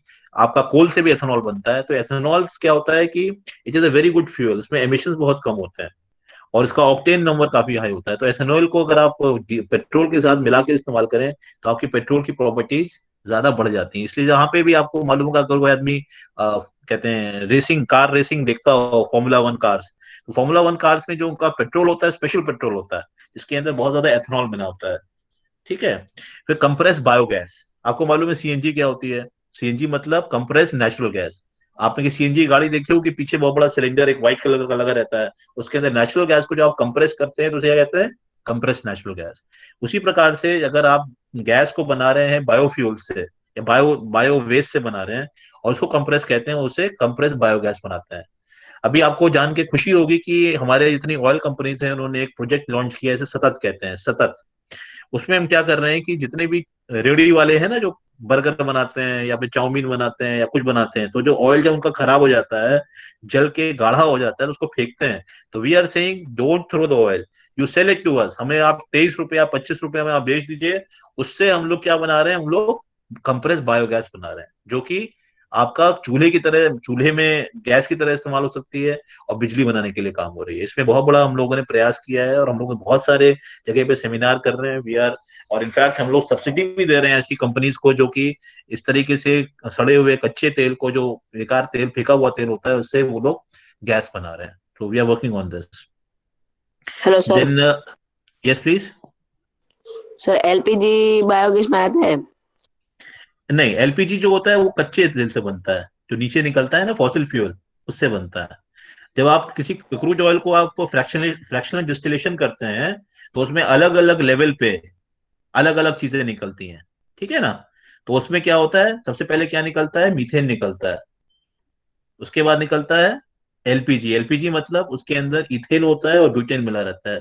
उसके आगे क्या निकलता है, केरोसिन निकलता है। केरोसिन के आगे पेट्रोल, पेट्रोल के बाद डीजल, डीजल के आगे और पूरा चेन होता है।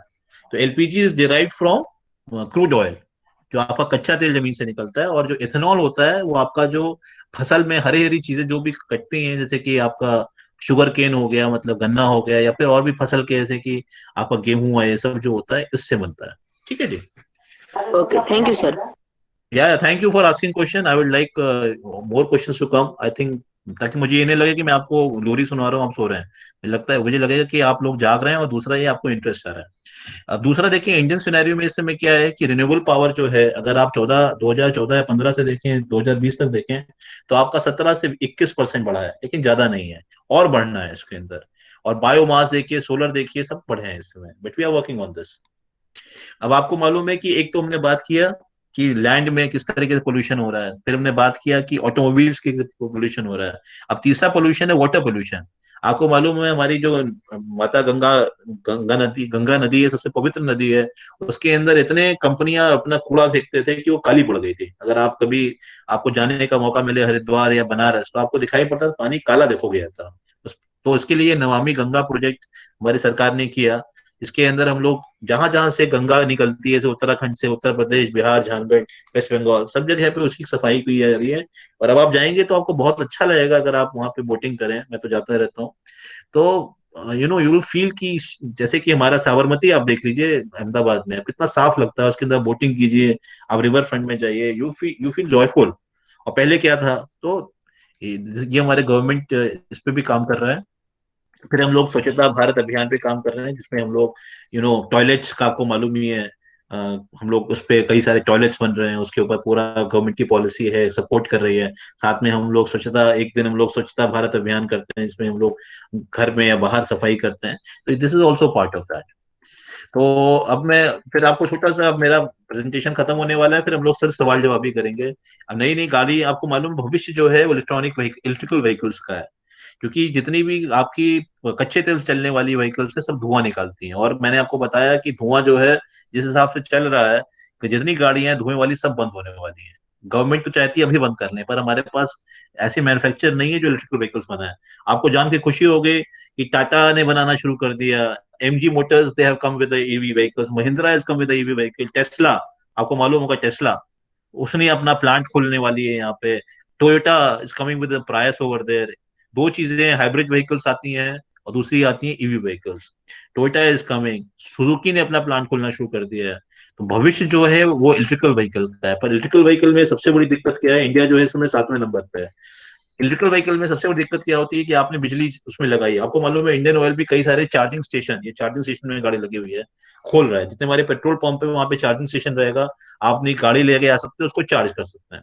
प्रॉब्लम क्या आती है इलेक्ट्रिकल व्हीकल के साथ, आती है कि वो उसकी बैटरी जो होती है वो कुछ किलोमीटर के बाद वो क्या करती है, डिस्चार्ज हो जाती है। जैसे आपका मोबाइल की बैटरी, आप कहते हैं ना 4000 mAh की बैटरी है हमारे मोबाइल में, तो एक दिन पूरा चलेगी। 8000 की है, 2 दिन चलेगी। तो जितना ज्यादा एमएच रहती है उतना आपको सिक्योर महसूस होता है। उसी प्रकार से गाड़ी के अंदर भी व्हीकल जो बैटरी है कितने किलोमीटर तक चलेगी। अभी जो आती है वो टेस्ला की है, वो मैक्सिमम 400 या 500 या 600 तक की आई है। लेकिन अगर मान लीजिए आपको 2000 किलोमीटर जाना है तो कैसे चलेगी। तो इस समय भविष्य जो है, इतने बच्चे हैं, मैं आपको बताना चाहता हूँ, इस समय भविष्य जो है वो है बैटरीज का।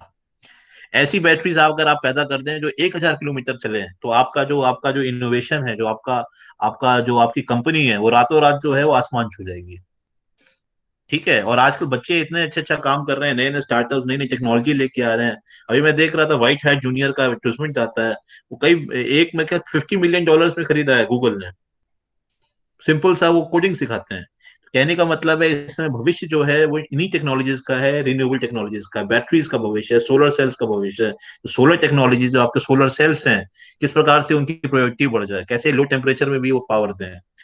ऐसे ही फ्यूल सेल्स का, ये जितनी भी रिन्यूएबल हैं, तो इस पे अगर आप लोग बच्चों को लोग काम करें तो भविष्य में आप लोग बिलियनियर बन सकते हैं। आप भी एक निकोलाई टेस्ला बन सकते हैं, ठीक है, आप भी कहते हैं स्टीव जॉब्स बन सकते हैं। तो you work on this, startups में आप लोग इसके ऊपर काम करें, किस तरीके से ऐसी बिजली बनाया जाए। और दूसरा चीज ये है कि सबसे प्रॉब्लम दूसरी की है कि जो आजकल की बैटरीज हैं उनके अंदर लिथियम रहता है। जैसे आपके मोबाइल में लिथियम बैटरीज होती है, लिथियम बहुत महंगी है और लिथियम पे चाइना का कब्जा है। तो चाइना वाले की मोनोपोली है, दे डिसाइड द कॉस्ट। अगर हम कोई ऐसी बैटरी बना दें जो उसके अंदर लिथियम ना हो, तो सिंपल आपके रॉ मटेरियल से बन सके, तो आपकी बैटरी सुपर हिट हो जाएगी। These are the things. आप जो इस समय सबसे बड़ा जो इस समय चैलेंज वर्ल्ड का है वो है बैटरीज का। सबने पिक्चर देखी होगी आयरन मैन, सबने देखी होगी। आयरन मैन में क्या करता है वो? आयरन मैन में एक छोटी सी बैटरी बनाता है, और बैटरी क्या होती है? वो एक न्यूक्लियर रिएक्टर होती है। वो न्यूक्लियर रिएक्टर उसको एक बार लगा देता है तो वो कुछ भी कर सकता है, हवा में उड़ सकता है, किसी को उड़ा सकता है, बॉम्ब मार सकता है, कुछ भी कर सकता है। तो if you can make a small reactor जो कि इन सबको पावर कर सके। अभी एक कंपनी उसने कहा है कि उसने बैटरी बनाई है जो कि लाइफ लॉन्ग है, 100 साल तक चलेगी। कैसे बनाई है? उसने क्या किया है कि जो न्यूक्लियर वेस्ट निकलता है ना पावर प्लांट से, न्यूक्लियर पावर प्लांट से, तो आपको मालूम है कि 1 ग्राम यूरेनियम में इतनी ताकत होती है कि पूरे न्यूयॉर्क को 1 साल तक एनर्जी दे सकती है।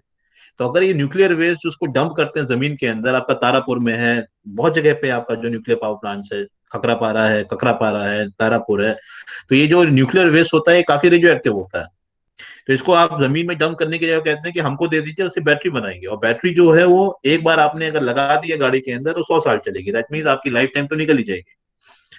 और आपको मालूम होगा पहले क्या था कि हम लोगों को इंडिया को न्यूक्लियर फ्यूल नहीं मिलता था। न्यूक्लियर फ्यूल होता है आपका इनरिच यूरेनियम या थोरियम, जो कि कुछ ही गिनी चुनी कंट्रीज के पास है। उनका एक ग्रुप है, न्यूक्लियर ग्रुप कहलाता है। बिकॉज अगर ये न्यूक्लियर इनरिच यूरेनियम किसी और के पास चला जाए तो उसे न्यूक्लियर बॉम्ब बना सकते हैं। जैसे ईरान के पास चला गया या किसी और के पास चला गया तो वो न्यूक्लियर बॉम्ब बना लेता है। तो इसलिए क्या था कि इंडिया को नहीं मिल रहा था। लेकिन धीरे धीरे अभी क्या हुआ कि इंडिया का यूएस से रिलेशन अच्छा हुआ, तो ऑस्ट्रेलिया का दुनिया में सबसे ज्यादा जो यूरेनियम मिलता है वो ऑस्ट्रेलिया में मिलता है। तो Australia has agreed to give enrich uranium to India. America has also open the gates for India. और आपको मालूम है फ्रांस जो है वर्ल्ड में सबसे ज्यादा न्यूक्लियर एनर्जी का सबसे ज्यादा लीडिंग टेक्नोलॉजी गिवर है। तो फ्रांस के साथ हमारे बहुत सारे समझौते हुए हैं। They are going to make 2 or 3 more nuclear plants in India.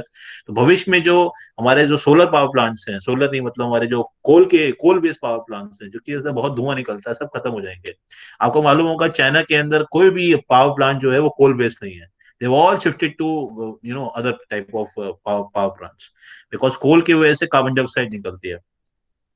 तो nuclear power is the also the future for big big power generation. ठीक है, तो this is all about it. अब मैं अपनी शेयरिंग को स्टॉप करता हूँ, ठीक है, और अब मैं फ्लोर ओपन करता हूँ। ढाबरा जी, यस जी यस तो सर। आई एम, अब आप now the floor is open for question answer. और मैं चाहता हूँ कि मैंने जो आपको दिखाया वो इसलिए दिखाया कि आपके पास बात करने के लिए मुद्दा हो, आपको एजुकेट करने के लिए नहीं। हम चाहते हैं कि आप लोग हमसे पूछें और आप हमें बताएं। If you know anything more on this we can discuss. तो students, let us have a discussion और वैल्यूएबल डिस्कशन, क्वेश्चन सवाल जवाब करते हैं। Thank you very much. Yes, now the session is open for questions.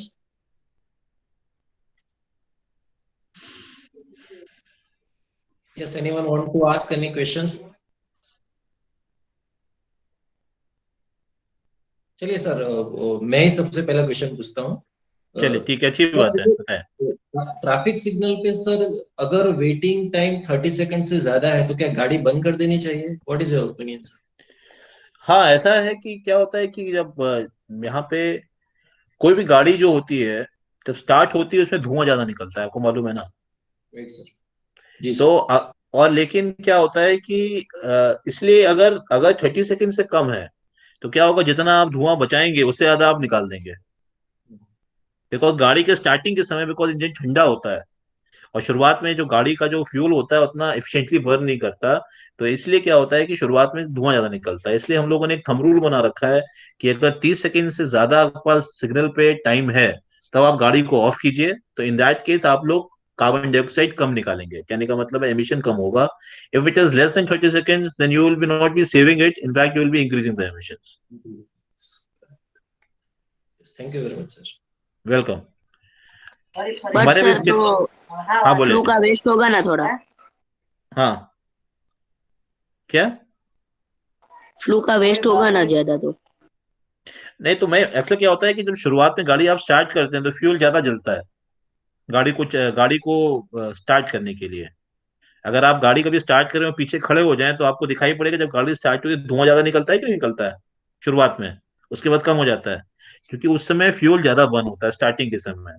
तो अगर आपने बंद कर दिया, ठीक है, तो जितना आप फ्यूल बचाएंगे उसको स्टार्ट करने में उससे ज्यादा फ्यूल कंज्यूम कर लेंगे। तो अल्टीमेटली क्या होगा, आप बचाने के चक्कर में तो जा रहे हैं पर आपका फ्यूल ज्यादा कंज्यूम हो रहा है।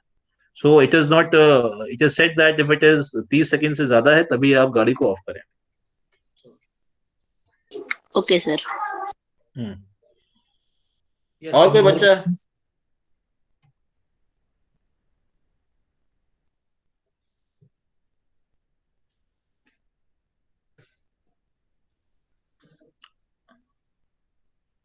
कोई और पूछना चाहता है कोई सवाल?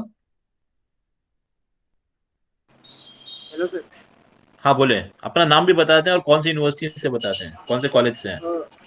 हिमांशु मेहता और हाँ मैं इधर जीटी भावनगर से हूँ। हाँ बताएं बताएं प्लीज मेहता जी। सर जी, तो मैं एक वीडियो देख रहा था एनवायरमेंटल का ही। हम्म। तो सर जी उसमें ऐसा हो रहा था कि वो बैलगाड़ियों में होते तो उसको हम मैन्युफैक्चर करके उसकी स्पीड बढ़ा दे तो हम उसको हम्म। यूज में ले सकते हैं डेली रूटीन में। अगर बैलगाड़ी को उसकी स्पीड हम बढ़ा दे वो तो इस आप नहीं, आप टाइम में। बैलगाड़ी की स्पीड आप कैसे बढ़ाएंगे? क्या बैलों को आप तेज भगाएंगे कि आप कुछ और बढ़ाएंगे?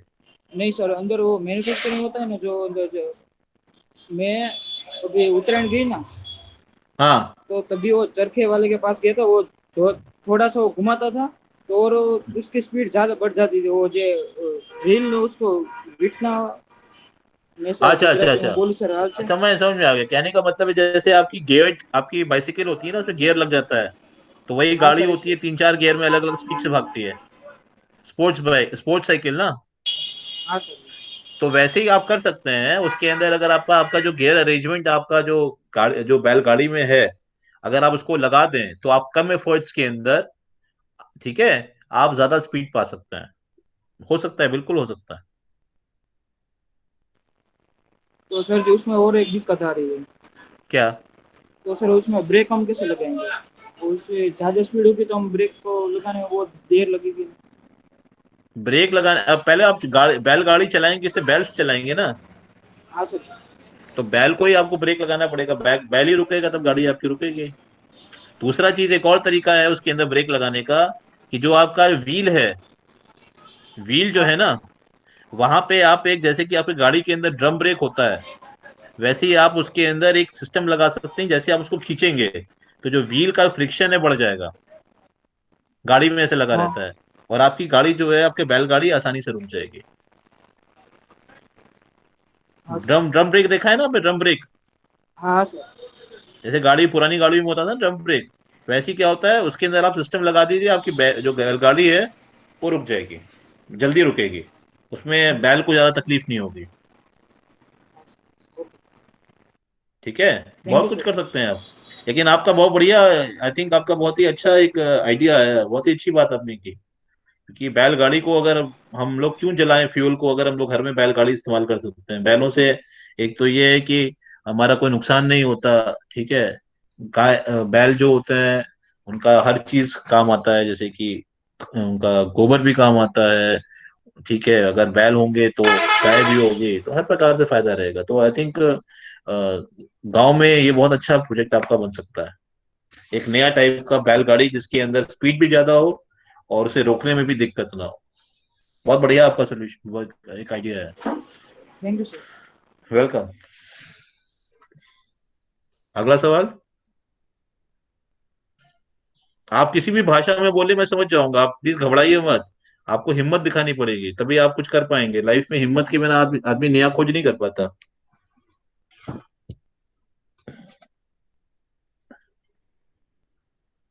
Yes, any more questions?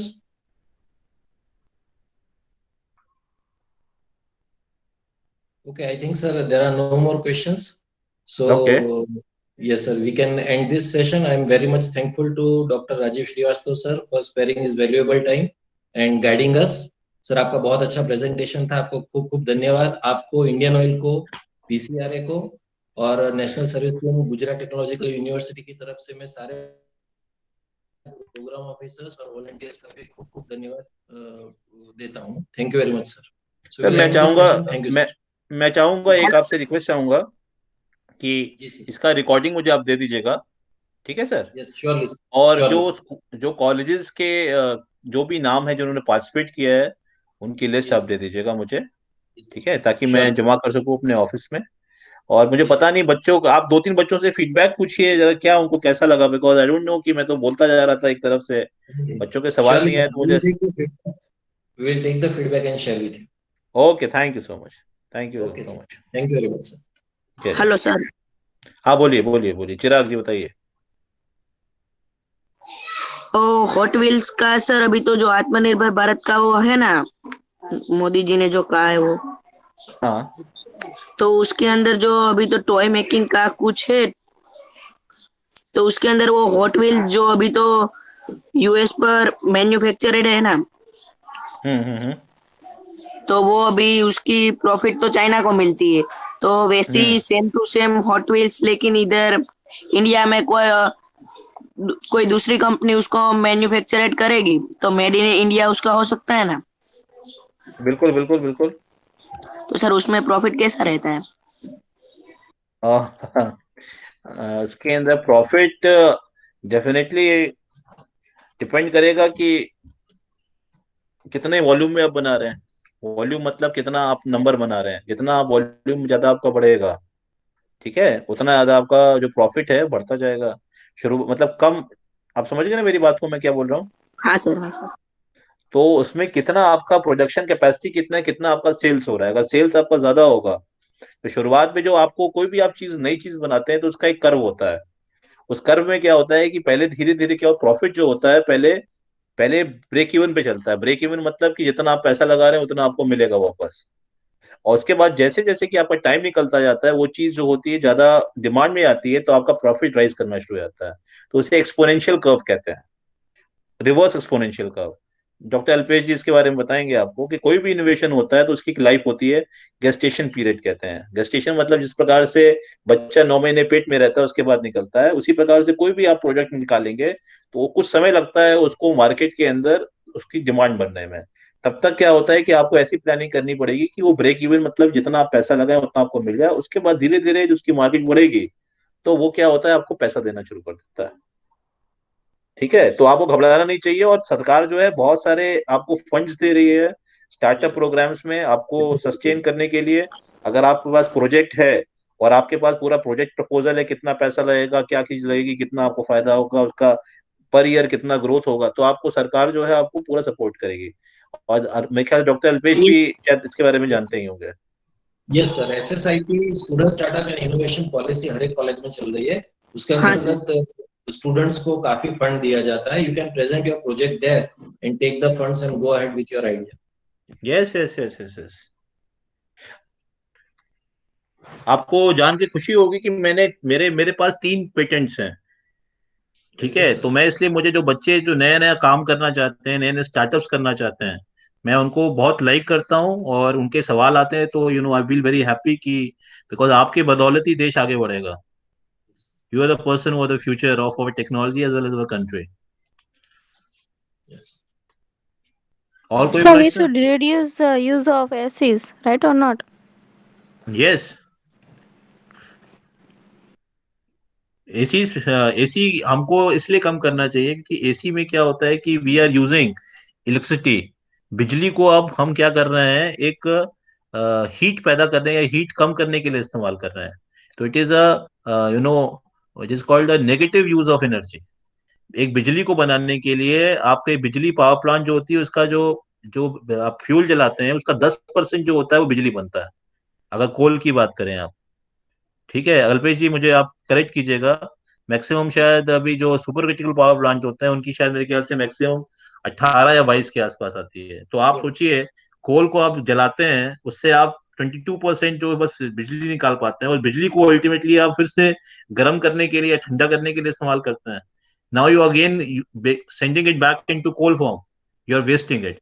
इसलिए बहुत सारी जो कंपनियां हैं, जो भविष्य में ये जो एक बहुत अच्छा एक फील्ड है कि अगर we can bring alternative to AC, कोई ऐसी हम टेक्नोलॉजी बनाए जिसके अंदर हमारा जो एनर्जी एफिशिएंसी है वो आपका 90% हो, 99% हो, जो इस तरीके से इनएफिशिएंट आप लोग बिजली इस्तेमाल कर रहे हो ना हो. बिकॉज एक तो हीट निकलती है, उसकी वजह से ग्लोबल वार्मिंग भी होती है, और आप लोग एक नेगेटिव बिजली को भी आप नेगेटिव तरीके से इस्तेमाल कर रहे हैं. कहने का मतलब है you are lowering the, you know, if you talk about entropy, तो आप आपकी जो इलेक्ट्रिसिटी है वो एक हाई एंट्रोपी एनर्जी है जिसको आप चेंज कर रहे हैं thermal energy which is low entropy energy. तो we are basically wasting energy. तो अगर इसका कोई ऑल्टरनेट आप लोग निकाल सके, जितने बच्चे लोग हैं, कोई you know there are so many other ways. आपको मालूम है पेल्टियर इफेक्ट होता है, पेल्टियर इफेक्ट पढ़ा होगा आपने. बहुत सारे ऐसे फ्रिज भी हैं जो कि काम करते हैं दूसरे तरीके से. कोई सोलर, अगर सोलर से आप फ्रिज चला सकें या एसी चला सकें, सोलर से चला सकें या विंड एनर्जी से चला सकें, तो बहुत बढ़िया रहेगा. तो दिस इज डेफिनेटली, अगर इसमें आपने कोई काम बना दिया तो इतने एसीज बिकते हैं वर्ल्ड के अंदर, इंडिया के अंदर, आप रातों रात you will become a, you know, big hot shot, आपका नाम हो जाएगा पूरे देश के अंदर. अभी किसी बच्चे ने कार बनाई है, सॉरी एक बैटरी बनाई है जो कि उससे चलती है, क्या कहते हैं, एलोवेरा के जूस से चलती है. आपको मालूम होगा, अभी उसको अवार्ड भी मिला है, शायद कोई मोदी जी ने शायद दिया है, ऐसा कुछ है. ठीक है.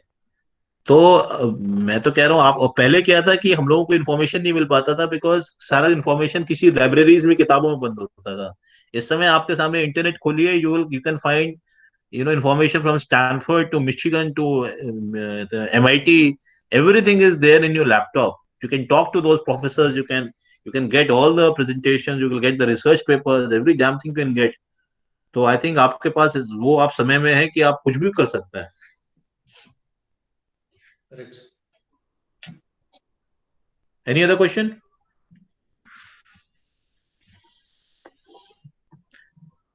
आप किसी भी भाषा में बोलिए, मैं समझ जाऊंगा. आप डोंट वरी कि आप क्या बोल रहे हैं, कैसे बोल रहे हैं.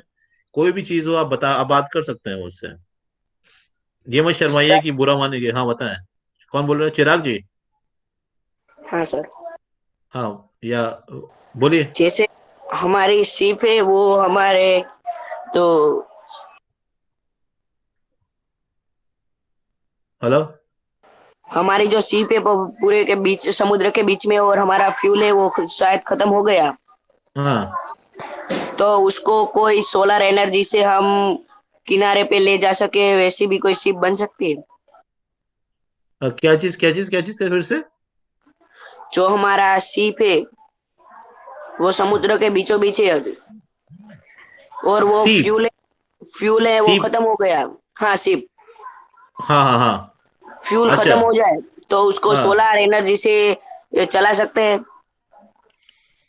अभी अभी ऐसा है कि अभी सोलर एनर्जी से इतने पावरफुल नहीं आए हैं. ठीक है, अभी सोलर एनर्जी से इतने पावरफुल नहीं आए हैं. लेकिन आपको एग्जांपल बताएं कि जो आपके जो रॉकेट जाते हैं, बड़े बड़े स्पेस में जाते हैं, वो कैसे चलते हैं. जो अभी आपका मार्स का मिशन गया या फिर चंद्रयान गया, तो वहां पे कौन सा फ्यूल चलता है? वहां पे सोलर सेल काम करते हैं. कितने टन का होगा एक एक आपका जो जो स्पेसशिप होता है, कितने टन का होता है ना? अच्छा खासा, कम से कम 40-50 टन का होगा. यस एक सर. पेलोड कितना होता है? 5,000 kg होता है ना. जीएसएलवी वाला था 5,000 kg का जो लॉन्च करते हैं वो लोग. तो वहां पे सोलर सेल से काम हो रहा है. ठीक है.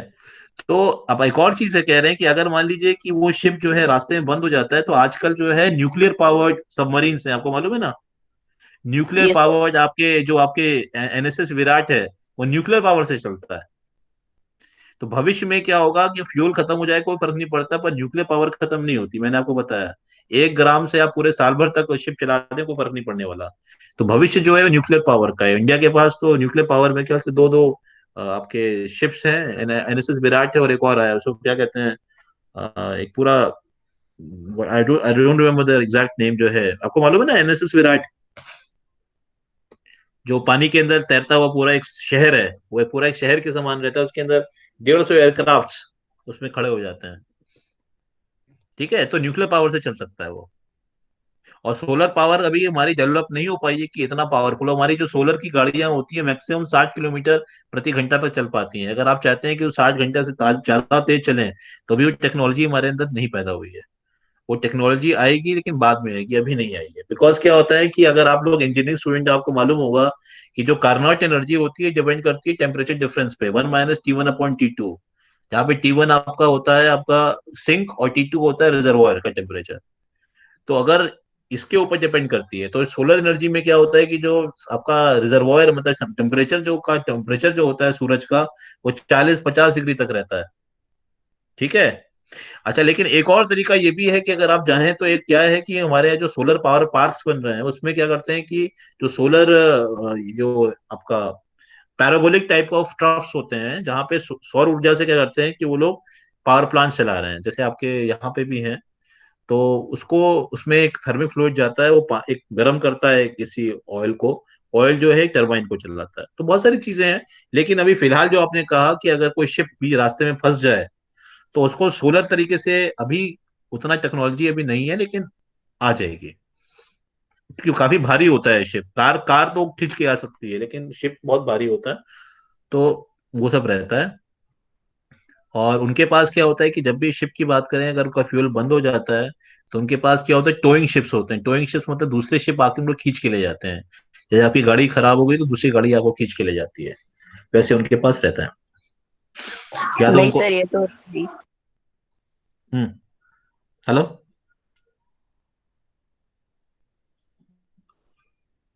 हेलो। हाँ मिस्टर भारत वाडिया जी, आपको सवाल पूछ रहे थे। No, sir. No, sir. Okay okay, हाँ Chirag ji, anything, anybody else you want some question, कोई पूछना चाहता है? No sir. आप संतुष्ट हुए हमारी बात, आप मेरे प्रश्न उत्तर से? Yes sir. ओके जी। Anybody else? यहाँ पे लेडीज ही बहुत सारी, लेडीज की तरफ से सवाल बहुत कम आ रहे हैं।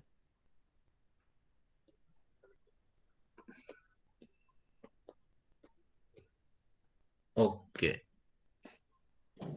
ठीक है। तो doctor Alpesh ji, I think if nobody else has any question, then we should conclude the session. We can conclude the session. Thank you very much, sir. Yeah. Thank you all program officers and volunteers, and many thanks to Dr. Rajesh Srivastava and Indian Oil Corporation. Thank you, sir. Welcome, sir. Thank you so much.